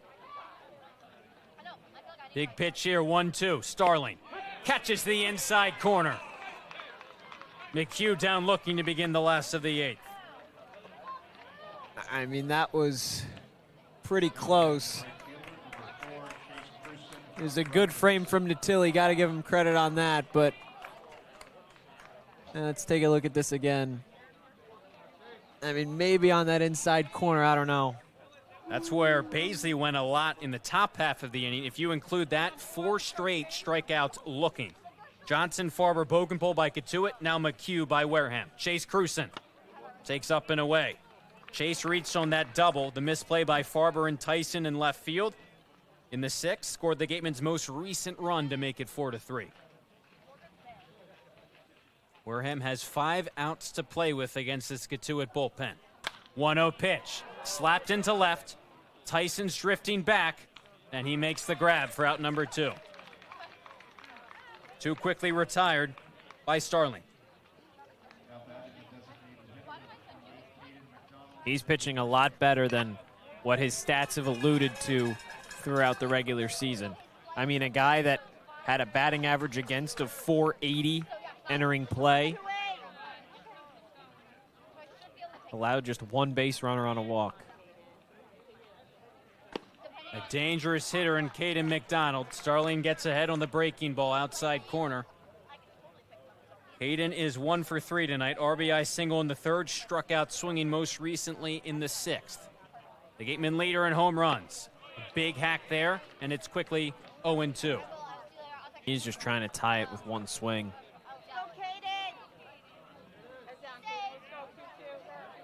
And the Gatemen DH deliver with no one on and 2 away. 0-2 pitch, swing and a miss. Domination by Starling here in the 8th. 3 up, 3 down, 2 strikeouts, and the Gatemen go down quietly, down to their final 3 outs. Should be an exciting finish. Cotuit and Wareham, first round of the playoffs. Stay with us on Cape League TV. Law. Live, life, law. Covering all residential and commercial real estate matters. You live life to the fullest and let us sync law. That's synklaw.com. Sync with an I, not a Y. Be selfish. We represent only you. Sports Turf Specialties has set the standard for high-quality natural grass athletic field construction. As a full-service athletic field construction company, we specialize in design, build, and renovation of native soil, modified soil, and sand-based athletic fields. Our team will provide you with superior quality, expert guidance, and continuing support long after the completion of our project. We are proud to have built the infield for the Wareham Gatemen field. Go Gatemen. If you can dream it, if you can cruise in it, if you can summer in it, fish from it, or take it for a day at the beach, we can protect it. The Baldwin Group, protecting the possible. This broadcast is a copyrighted production of the Cape Cod Baseball League. Any unauthorized duplication, retransmission, or other use is strictly prohibited. Getting late here at Spillane Field. It's Logan Baisley back out there. Again, the assignment's the same, trying to keep this deficit at 1 here in the 9th, facing 4, 5, 6 in the Cotuit lineup. I mean, they're letting Baisley go for a 3rd inning, and it makes sense. He's your 4th arm in this game, 3rd out of the bullpen. You want to make sure that you keep a couple fresh for tomorrow. And obviously, he's proved that not only can he get out of jams, but he can pitch effectively as well overall. So hoping he can do the same here in the 9th. Von Schlegel grounded out to begin the 7th. Here he is here in the 9th. A 1-run game. First in a 3-game series between these two Western Division foes. Hard chopper. What a pick by Kale at 3rd. His throw across the diamond is in time for out number 1. That is a huge out and a great play from Kale. That took a high bounce. He read it perfectly. Backhand toss across. I mean, that's just something that you can't teach. You have to have the instincts to do that. Grab it high, throw across on the money. 1 away. Brings up Nolan Stevens. No one on, one out. And that third base spot was one of those positions. Who is Ryan Smythe going to pencil into the starting lineup? First pitch to Stevens. He takes a breaking ball in for a called strike. You advance Shane, who's been here the whole summer. Been really great defensively since sliding over from shortstop with the addition of Ramirez. But Jack Hale, late season ad, he's been strong defensively too. Showed it off there as it's 0-2 on Nolan Stevens. And that's one of the reasons why Cheyenne hasn't been playing. His defense has been great, but he's only hitting 160. So just not a bat that you can kind of afford to put in the lineup. As of late, just hasn't shown a whole lot at the plate. Obviously, he has a gold caliber glove. But if Kale can provide you a little bit more offensively, then that kind of is the no-brainer pick. Gave that pop foul a chase. Lands foul, and it's still 0-2 on Stevens. Again, Kale had that big RBI. The loss against Cotuit. First game, first day of August. The Gatemen got the win. Final regular season game against Hyannis gave them a little bit momentum. 0-2 again, way outside 1-2. Ryan Smythe talked about how important it was to have that momentum going into the playoffs. 4 straight losses, but that 3-0 win on Sunday. Here comes Baisley's 1-2. Slithers inside, 2-2.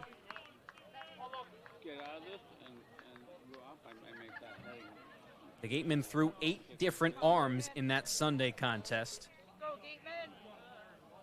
Baisley, the most recent one used tonight. His 2-2 pitch. They'll do it again. And that's the thing. That game for Wareham was just not to tire out any one particular arm, knowing that with the off day, any of those guys would be available you could go to out of the bullpen in a spot like this. Good battle right now. Baisley and Stevens on the inside corner for a called strike 3. Stevens dealing on the mound right now. Another strikeout, 2 away in the 9th. Logan Baisley, this is absolutely his best appearance of the season, and it couldn't have come time. Locating pitches to absolute perfection. He's got 4 strikeouts. He is certainly doing his job. Just great work from the righty. So no one on for Jack Natilli with a wild swing and a miss. It's 0-1. And after Powell pitched just an inning out of the bullpen, Koshi pitched just an inning out of the bullpen, what a job by Baisley to fill out some of these innings. The 0-1. Natilli takes below the knees, 1-1. And getting his pitch count up there, too. That was his 51st pitch. Josh Butler only threw 68. A guy in Baisley who has started games this summer, but he's been better here back end of the bullpen, showing that tonight. It's 1-2 on Natilli. He's so efficient. This is the Logan Baisley that the Gatemen need during the playoffs. Whether it might just be for tonight, maybe the future, he's doing his job.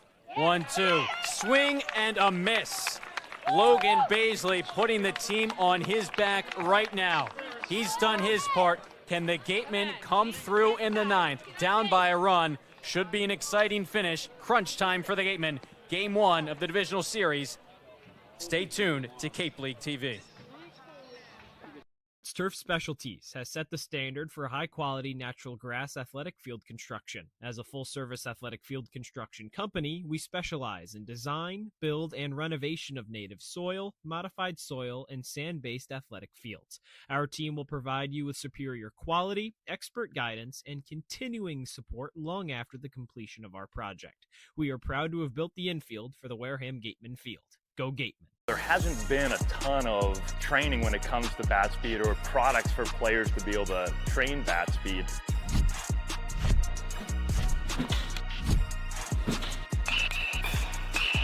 You can improve your bat speed and reach your goals working 10 to 15 minutes a day on this a couple of times a week. That's a no-brainer for every player.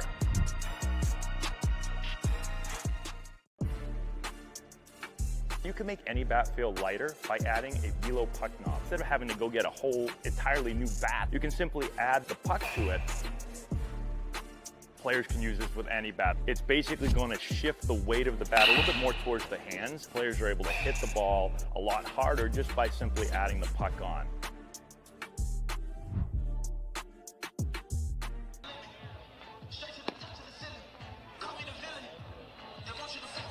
Bottom of the ninth for the Gatemen. Colby Turner, Hayden Yost, Jack Cale. With their team down by a run, Starling is still on the mound for the Kettleers. The Gatemen trying to come back, at the very least tie this game, with their backs up against the wall in game one of this divisional series. Wareham got a run back in the sixth to make it 4-3. Colby Turner leading off the bottom of the ninth. Starling's third inning of work out of the bullpen begins with the ball inside. And he's pitched well to earn that trust from Hibbs to leave him out there. That was just his 32nd pitch. Catches the outside corner, 1-1. If you're the Gatemen, you need to find a way to just get a guy on base.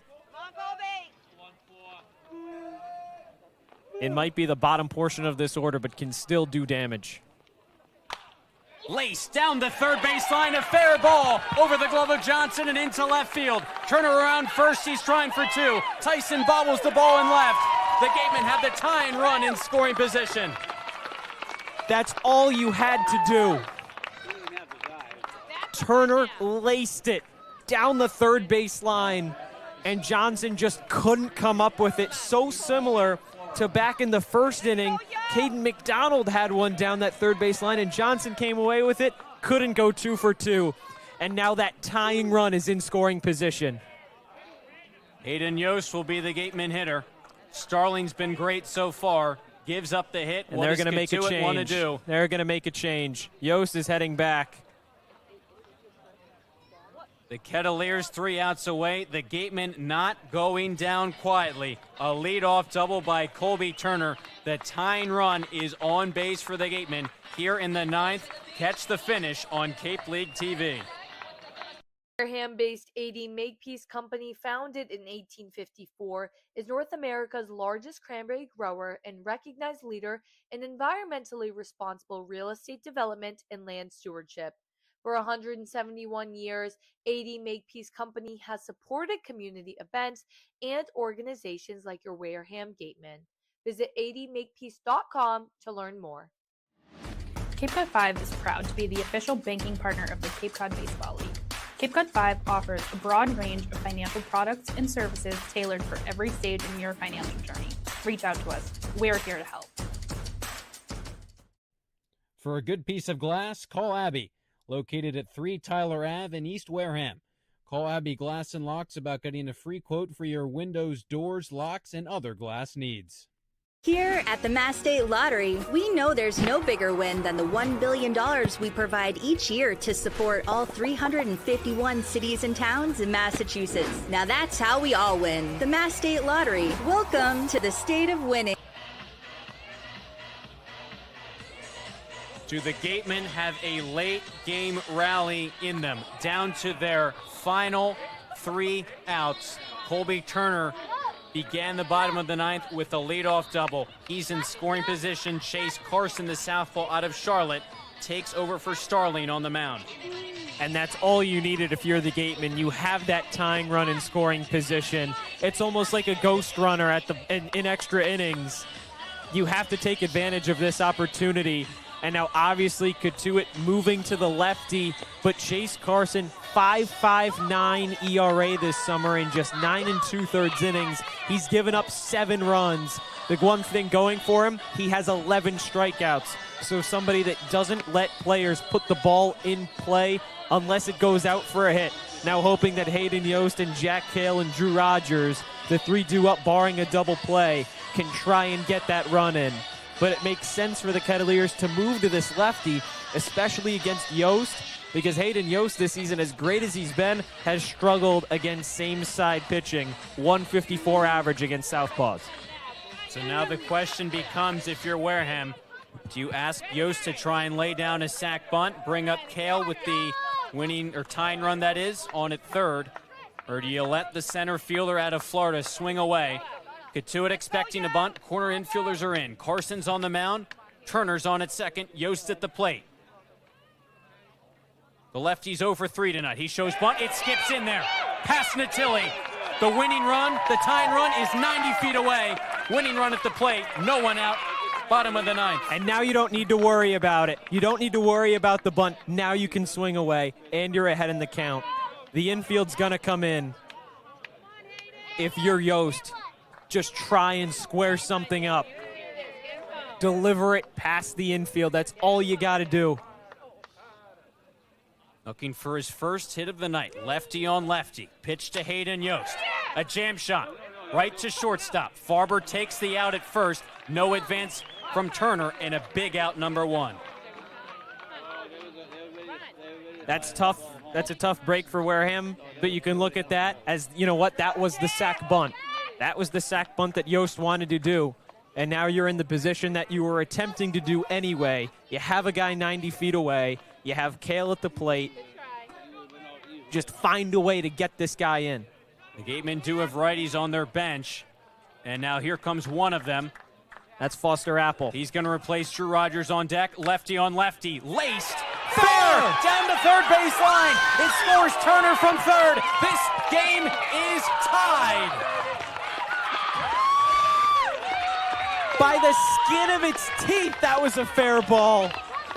Camden Johnson couldn't believe it. Lauren Hibbs is coming out there. He can't believe it. But this game is somehow, some way tied. And the winning run is on base. Jack Kale, a late season ad for the Gatemen. Just down the line. Does not go to the bench with a pinch hitter, a lefty on lefty matchup. Kale comes through. He is now the winning run on at first as Hibbs continues to talk it over with Jim Fonseca. And he is furious. And you know what? If I was the manager of that team, I would be pretty mad too, because obviously it's such a judgment call. Mike Mobbs, Gateman third base coach, he knew it immediately. Immediately, he signaled that that was a fair ball. And now here we go. The pinch hitter, Foster Apple, out of Stetson University, replaces the catcher, Drew Rogers. 4 games for Apple, 12 at-bats, 3 hits, a homer, and an RBI. Hibbs continuing to yell from the Cotuit dugout. Perhaps the last warning, this time issued by Joe Gravina down the first base line. And he's just yelling at whoever will listen, because Joe Gravina, the first base umpire, he's not even near the play. Hibbs is just yelling to yell at this point. Lefty on righty matchup. Pitch to Apple. He takes the ball. It's Carson on the mound. Relieves Starling. Turner's run will be charged to the righty Starling. Carson got Yost to ground out, and then the RBI single by Kale down the third base line tied this game up at 4 in the 9th. 2-0 on Foster Apple. And the dangerous part is if Apple can get on base with 1 away, go ahead and winning run in scoring position for Braden Randall, who has a .316 average against lefties this season. Kale gets back. That was a good pickoff move there from Carson, but Kale got back just in the nick of time. Kind of caught him off balance, a little weak in the knees, but as soon as he realized it, he made his way back to first. 2-0 on Foster Apple. The pitch from Carson. Apple connects. Line drive. Right center field. Hanging for Stevens, and he gets there. Just got underneath of it if you're Apple. Put it in the right spot in that gap in right center. Just needed a little bit less air on it so it could die out quicker, drop in the gap, and if that drops, that probably wins the game. Kale with good speed off of first. So now it's the top of the order in Braden Randall. No hits for the Gateman leadoff man. He came through time and time again down the stretch for Ole Miss this spring. Can he do it here for the Gatemen? Runner on at first, the winning run. 2 outs. Bottom of the ninth, lefty on lefty. Carson gets a swing and a miss from the second baseman, Randall. What a big spot for Randall to get his first hit of the night. He's been so good at just pulling baseballs, especially against lefties. With Beaver having to hold Cale on, if he can just hit something into right field that dribbles down the line, could be trouble. 0-1, way high on a breaking ball. The Gatemen opened up a 2-0 lead in this game. A run in the first, a run in the third. Cotuit came back, took the lead with 3 of their own in the fourth, 1 in the fifth. Wareham inched back with the run in the sixth, and now have tied it up on the RBI single by Jack Cale. He's on at first as the winning run. 1-1 to Randall. Cale takes off. Randall just got a piece of that one. If you're the Gateman, you almost, oh, that's a tough break. Needed him to try and get that because that was strike 2.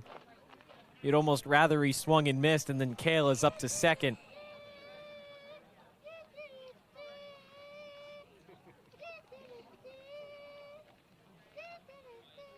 A lot of 2-strike counts tonight for Braden Randall.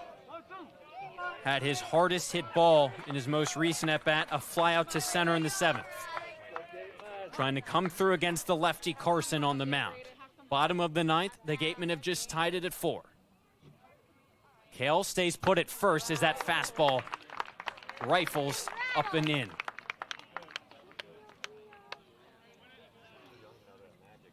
First game of the playoffs, Cotuit and Wareham, after a playoff matchup last summer. The playoff matchup last time the Gatemen hosted a home playoff game. This one's tied up at 4 in the 9th. Carson checks in on it, Cale, and he's back safely. And look, Cory, this is a game, we talked about it, this series was going to be as close to 50-50 as it gets. And you don't want to be the team, especially now 4-4 bottom 9. You don't want to be the team that loses game 1 because you don't get any points for being close to a win.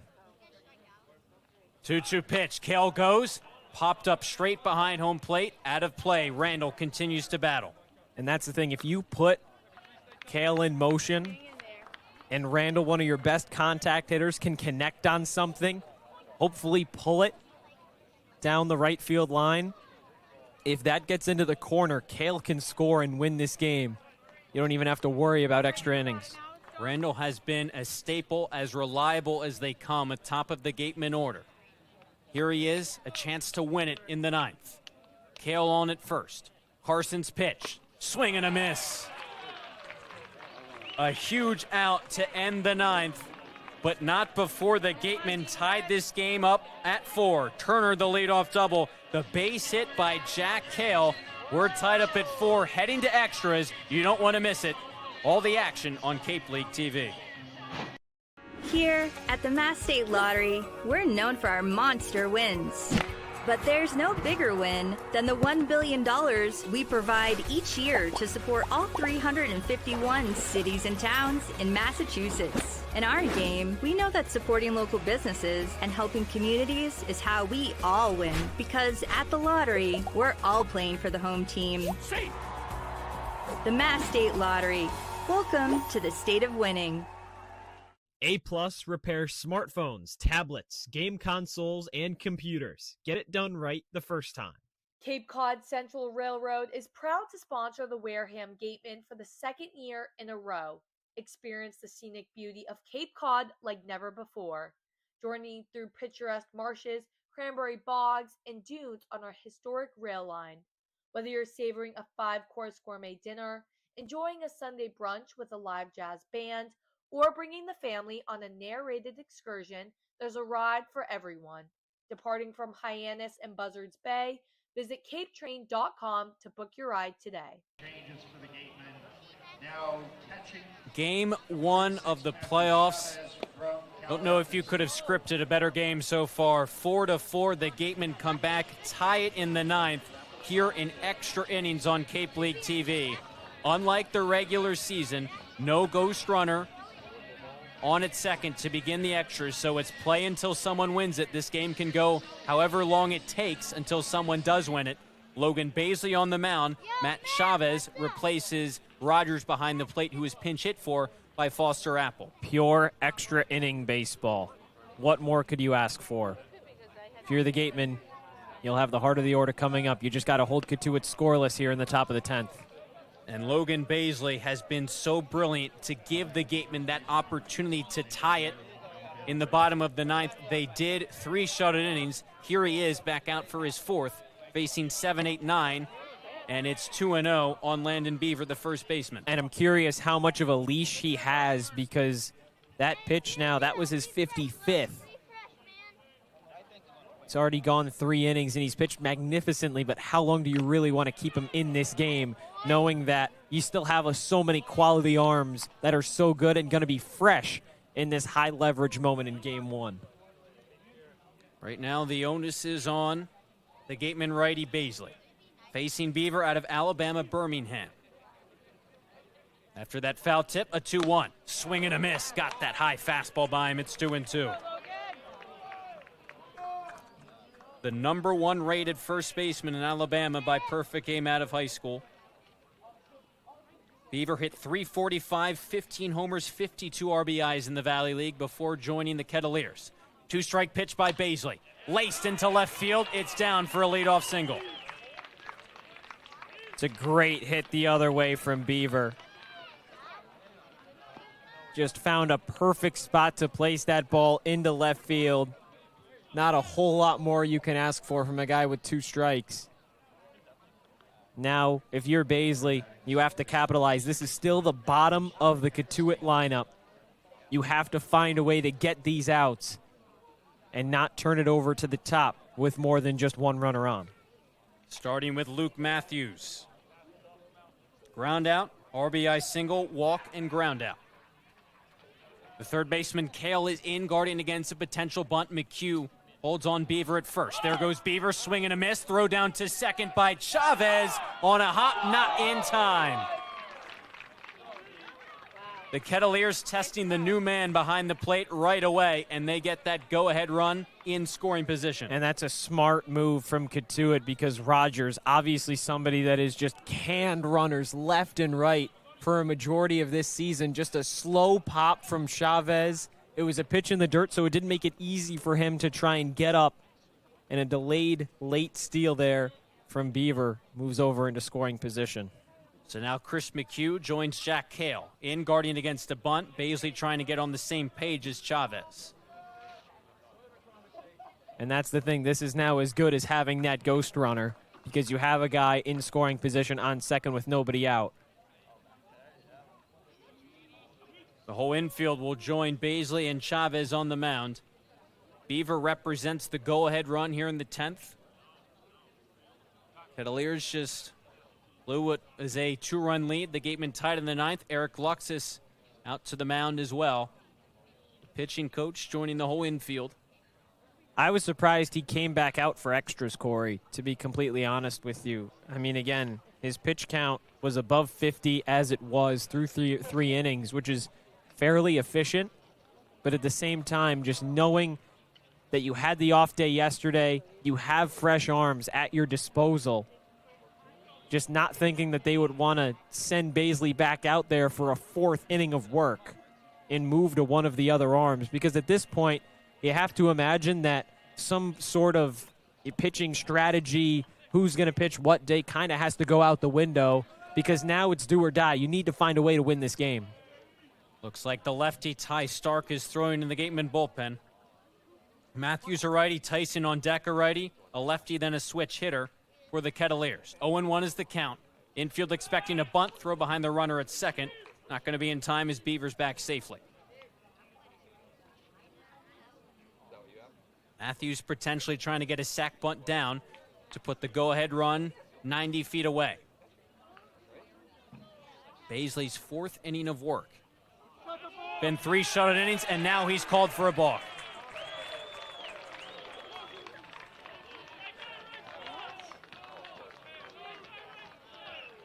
That puts the go-ahead run on at third, and now the entire Gateman infield is in. And now you don't even need to worry about a bunt.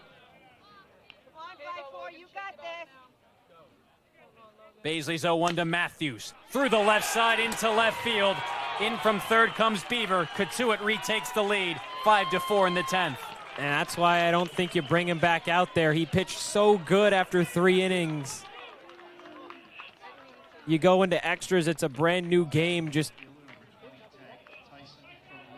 take what you got from him. And now it's the same situation that you were in going into the bottom of the 9th. Down a run, nobody on. And they're just going to keep leaving him out there. I mean, Ty Stark has dominated Cotuit in every appearance this season. If you're going to warm him up, you might as well put him in. Maybe with the lefty Johnson on deck, followed by a switch hitter, then another lefty. But right now, here's Baisley again, facing the 9th hitter in the order, Tiger Tyson, who gets a bunt down. Baisley fields it. Randall covering first, gets the put out. Another run in scoring position as Matthews gets up to second. The second successful sac bunt dropped down by Tiger Tyson. Cotuit trying to get that much needed, ever so valuable insurance run in.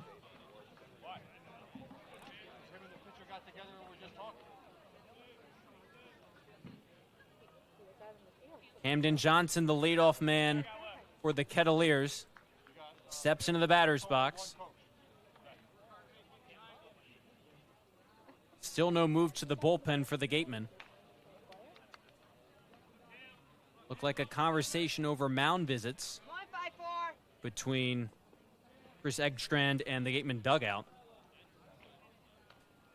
It's still Baisley's game right now. 1 run is in the 10th, another in scoring position, 1 out for Camden Johnson. First pitch by Baisley, sails high and outside.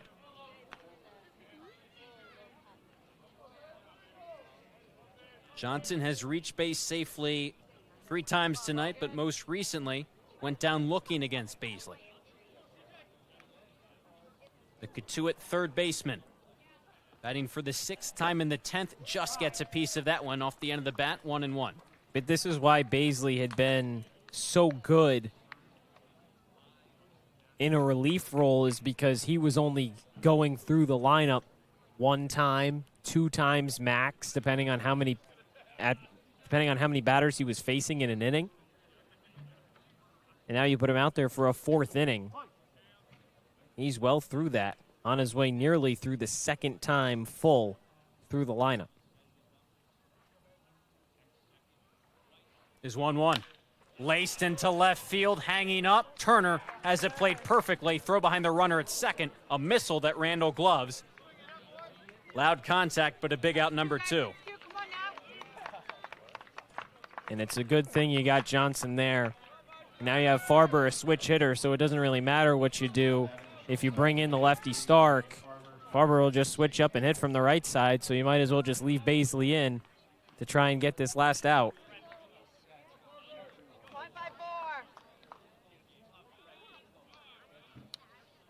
The Gatemen hoping Baisley can get out of this 10th with only allowing their 1 run. It'll be the same situation as the bottom of the 9th if he can. 0-0 pitch to Farber. Whistled right by him, and it's 0-1. And the frustrating thing is that Beaver base hit to begin this 10th inning was with 2 strikes. 0-2, went the other way to left. Stole second. A balk sent him to third. The RBI single by Matthews by the drawn-in infield. 0-1. High bouncer to Randall. Played perfectly. Gets the high hop. Throws it over to first in time for out number 3. Cotuit has retaken the lead.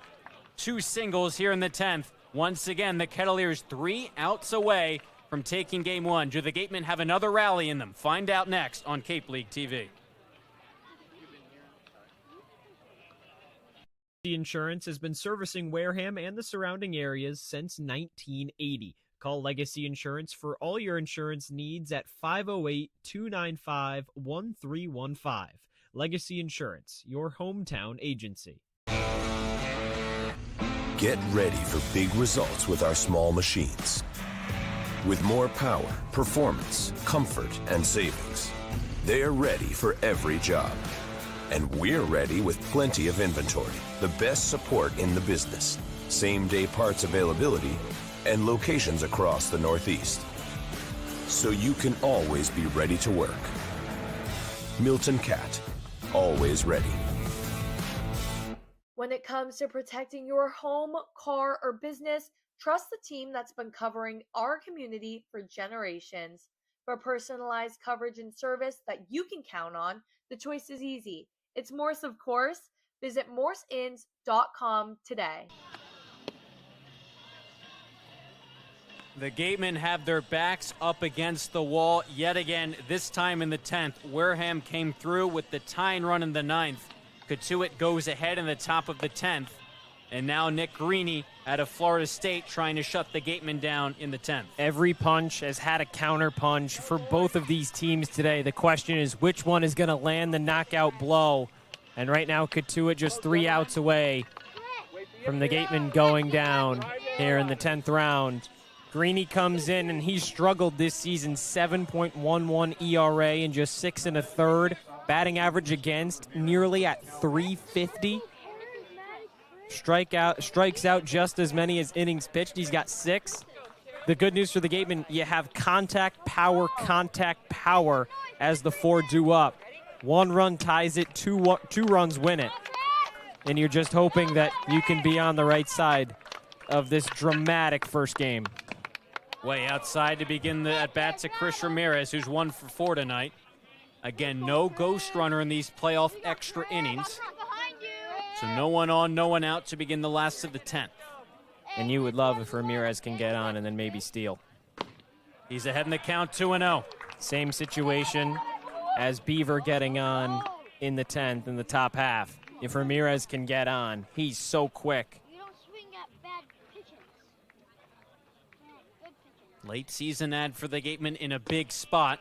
Now 2-1 as that one catches the outside corner.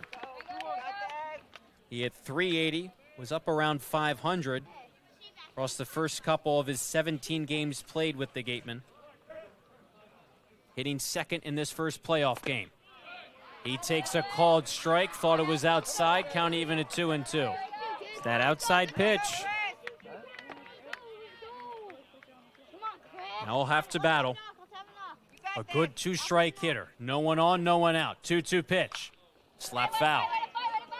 And he goes the other way with it a lot. He goes up the middle the other way. He had a single in the first. It was back up the middle. He had a ground out in the 7th to end the inning. And it was slicing over towards second. And it was back up the middle. Another 2-2. Stays low. Make it a full count. McHugh on deck. This is the biggest pitch of the game for the Gatemen. Ramirez just needs to get on. Here in extra innings. Ramirez, payoff pitch. Pops it foul, and it slices out of play. And it's the other way. It's what he loves to do. Find a way to get on. Protect if you have to. Don't chase. What can he do here? 3-2 pitch, rolled through the right side. Attempt by Matthews, nice play. Play it first in time. What an effort by the Cotuit second baseman. That is a great play. Moving to your left. That takes some skill to then throw that because he had no time to try and set his feet. I mean, that barely beat out Ramirez. That's exactly what Chris wanted to do, was put it the other way, and it just caught such a break for Cotuit to make that fielding play. You got 2 more to play with. A huge first out for Cotuit to keep Ramirez off the base paths. McHugh now takes a breaking ball outside. That could have been such an advantage for the Gatemen, getting Ramirez on with 3, 4, 5 due up. And now you have big-time power in McHugh. Been on base twice tonight. Hit by pitch and a walk, a ground out and a strikeout. He takes on the outside corner, called strike 1. And if one man can reach, Caden McDonald represents the winning run at the plate. Somebody's just got to find a way to get on. Can it be Chris McHugh? The 1-1 pitch. McHugh, check swing. Did he go? No, he did not, says Joe Gravina. Hitters count now 2-1. McHugh has been with the Gatemen for most of the summer. He played in 29 games for Wareham. a staple in the middle part of this order. In this playoff game, he takes ball 3. It'll be Chase Cruson on deck. The lefty between the righties, McHugh and McDonald. Can McHugh find his way on with 1 out? Gatemen down by a run in the bottom of the 10th. 3-1. Low and outside. There's that tying run on base. McHugh draws the walk. Cruson's got 2 hits already. The single and the double. The only thing he can't do in this spot is ground into a double play. It's the only thing. If you can move him over, great, but at least give Caden McDonald a chance.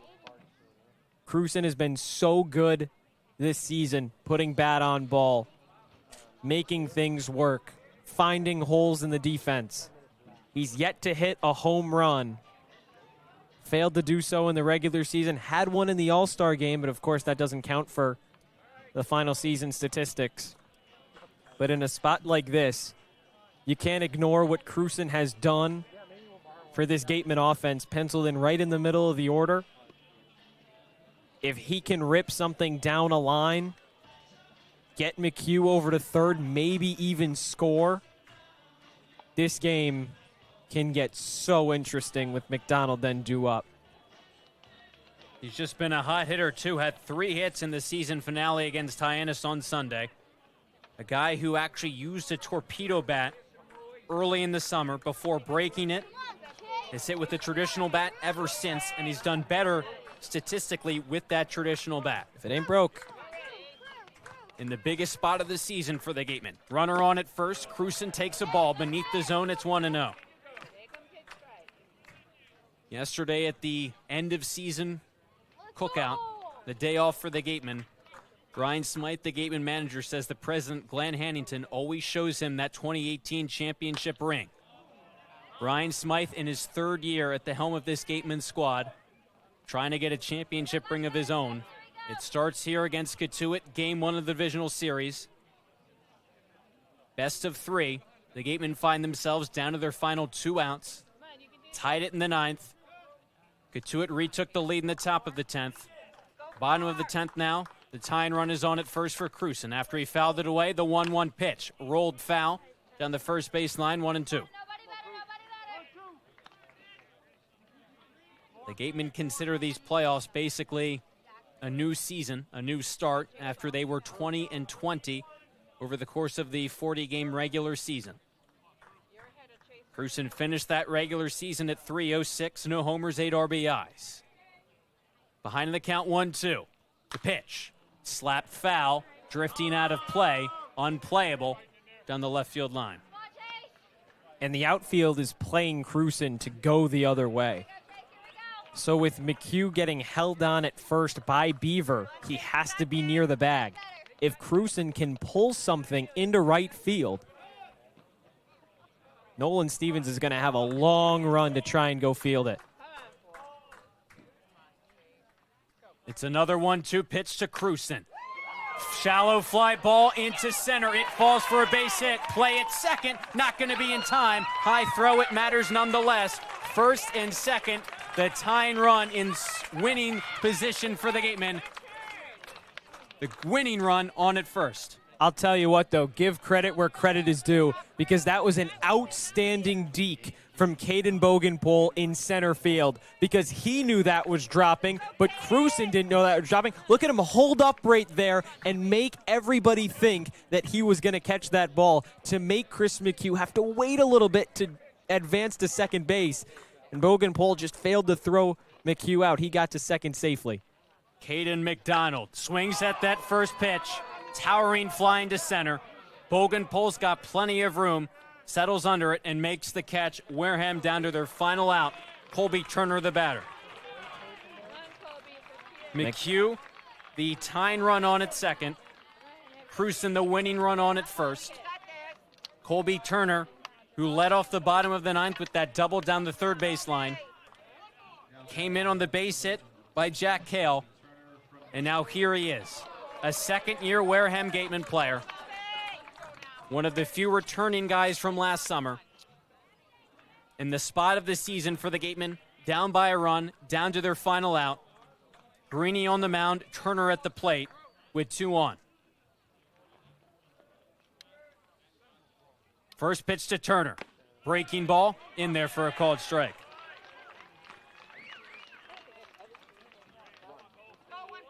Walk, strikeout, RBI ground out, and a double for Colby Turner. The Gatemen's lone all-star starter this summer. 0-1 pitch. Breaking ball up and in, 1-1. Came through with 2 homers, 7 RBIs against Cotuit on the 6th of July. 16-9 Gatemen win. Settle for 1 right here. First and second, 2 outs. Colby Turner on 1-1. Takes in the dirt, 2-1. Good eye. He sets himself up with a hitter's count here.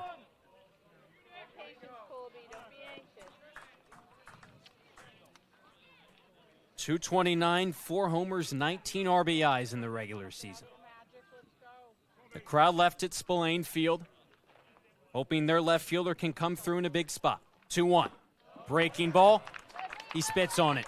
3 balls, 1 strike, 1 base is open. Hayden Yost on deck.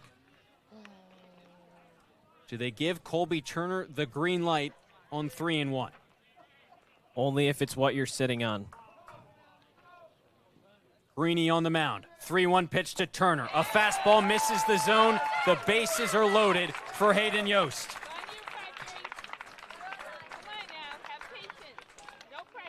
When the fans filed into Spillane Field tonight, couldn't have really imagined a much better playoff game. The first playoff game in Wareham in 6 years. Comes down to the wire. Hayden Yost at the plate. Has been with the Gatemen since the get-go this summer. Their leadoff man in the opening day game. The bases are loaded. The tying run is 90 feet away. The winning run is in scoring position. Yost at the plate. Grounded to short his last time up. Greeny on the mound. Pitch to Yost. Inside, ball 1. And a single wins it with Crewson's speed on second base. If Yost can put anything into the outfield that drops for a hit, it should be game. At the same time, don't swing willy-nilly. You know there's nowhere to put you. 1-0. Yost takes ball 2. The pressure's getting to him.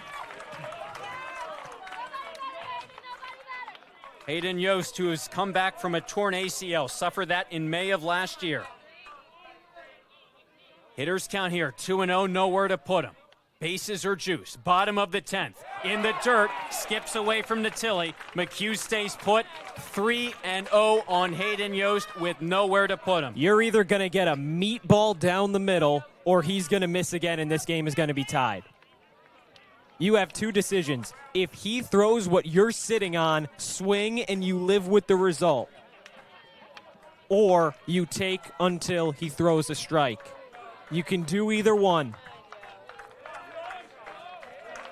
The quiet fortitude of Hayden Yost. 3-0 pitch coming. At the top of the zone for a called strike. And this is the pitch where maybe, just maybe, Greeny tries to get Yost to chase. You could even consider taking until 2 strikes. See what he offers with here. Hayden Yost.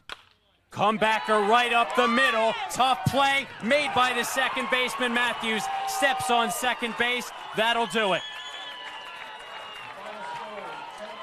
It just did not have enough juice on it to get through.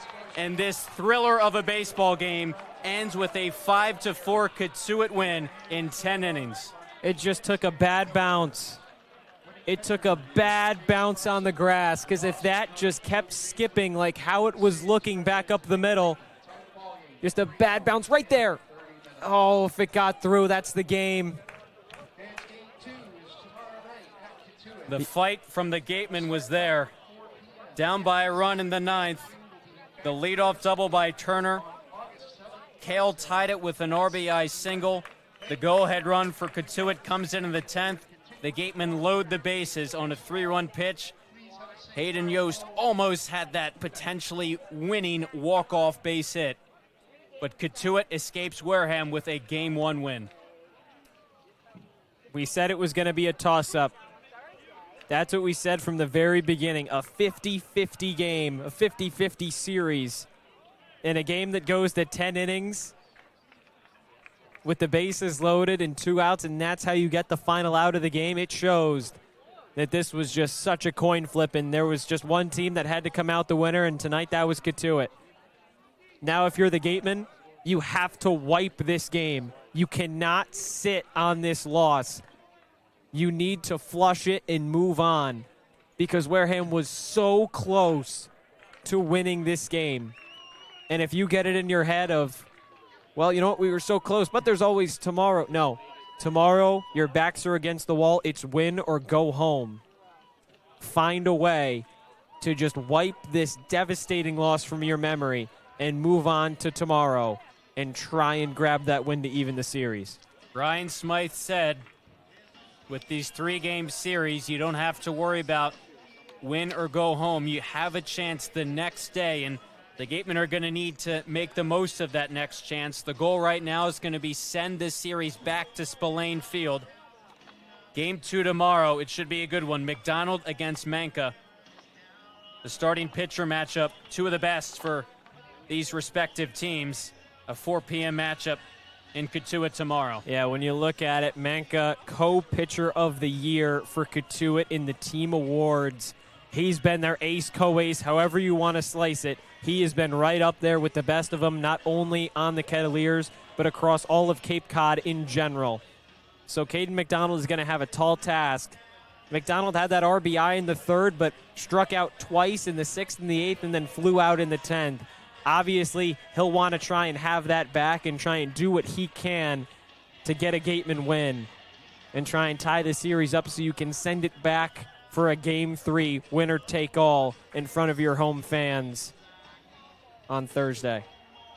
There's just been so much back and forth action, tension against Cotuit across the regular season. You have 4 of the 5 contests decided by 2 runs or fewer. The Kettleers eliminated the Gatemen in last year's win-or-go-home playoff contest. Last time we were here at Spillane Field for a playoff contest, Cotuit eliminated the Gatemen in just another fantastic game in the series history between these 2 squads. Came down to extra innings, 10th inning, no ghost runner on at second to start things out for either squad. And the Gatemen got oh so close, but you just got to admire the fight that Wareham showed not once but twice down by a run, down to their final 3 outs. It's tough, it really is, but obviously now you have to try and battle and you have to fight and try and bring it back tomorrow. And tomorrow is not going to be an easy task. Lowell Park has kind of been a house of horrors for the Gatemen this year. Walked off twice. Obviously, you lose tonight in extra innings. It can't be worse than this. You got to go out and battle tomorrow. Wareham is 1-2 at Lowell Park this summer. Trying to pull off a miraculous win now here tomorrow. Heartbreak in Wareham, as now we send it down to the field with Rayna Maggelet. I'm Rayna Maggelet. Chase Cruson, Chase, tonight you went 3 for 5, 2 singles and a double. What about your performance tonight are you going to build on for the remainder of the playoffs? I mean, if I could do that the rest of my life, I would be pretty happy. But, you know, just nothing really was different for me today. Just trying to keep the same routine, keep the same process. Just so happened to be a playoff game. So I'm really thankful for my guys around me, and, you know, we're going to get them tomorrow. There was a lot of chirps and cheers from your teammates in the dugout and the audience in the stands. How'd that really get you and the guys riled up tonight? It was super exciting, just for, you know, to be a playoff atmosphere here in Wareham. It was super fun. Got a, you know, we're live right now, Diego. Sorry, everybody, but we, you know, our team is super relentless, super tough, and just today's game, I mean, whether you're rooting for Wareham or Cotuit, it's just a good baseball game.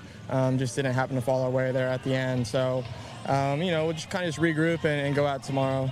following with that, you mentioned the strengths of this team. What about this team specifically stands out compared to the league that is really going to benefit you guys moving forward? Yeah, I think our pitching is in a really good spot. We have a lot of depth in the bullpen, and I'm excited to see Caden start tomorrow. That's my guy, so he's been pitching great all summer up here. Should have been the MVP, but that's a different conversation. But yeah, I mean, we just got a lot of pitching, and the hitters are going to hit, and I'm just looking forward to getting to play tomorrow. Last question to wrap this up. The coaches were giving you guys a lot of mentorship in the dugout, and your teammates were cheering you on high up, low. How did that really help you guys in the dugout? What was the vibe in the atmosphere in the dugout over there tonight? Yeah, it was kind of up and down, getting out to the lead, and then, falling behind there for a little bit. Got a little quiet, but, our coaches stay on us, just to root for one another. And, we're all coming from college baseball, too, so we're used to playing in these type of pressure situations. And, like I said, just didn't fall our way tonight. Yeah. Well, we'll get them tomorrow. So good luck. Congratulations tonight. Good job. And we'll see you tomorrow. All right. Thank you. Rayna, Chase, thank you. The Gatemen have their backs up against the wall after 41 games. The Gatemen facing elimination, do or die tomorrow in Cotuit. You can catch that one at 4 o'clock on YouTube and Cape League TV from Lowell Park. Until then, signing off tonight after a Gateman loss in extra innings. For Abby Smith and Chuck Luarasi, our producers, Rayna Maggelet, our sideline reporter, and for Josh Richardson, I'm Cory Miller saying good night from Wareham.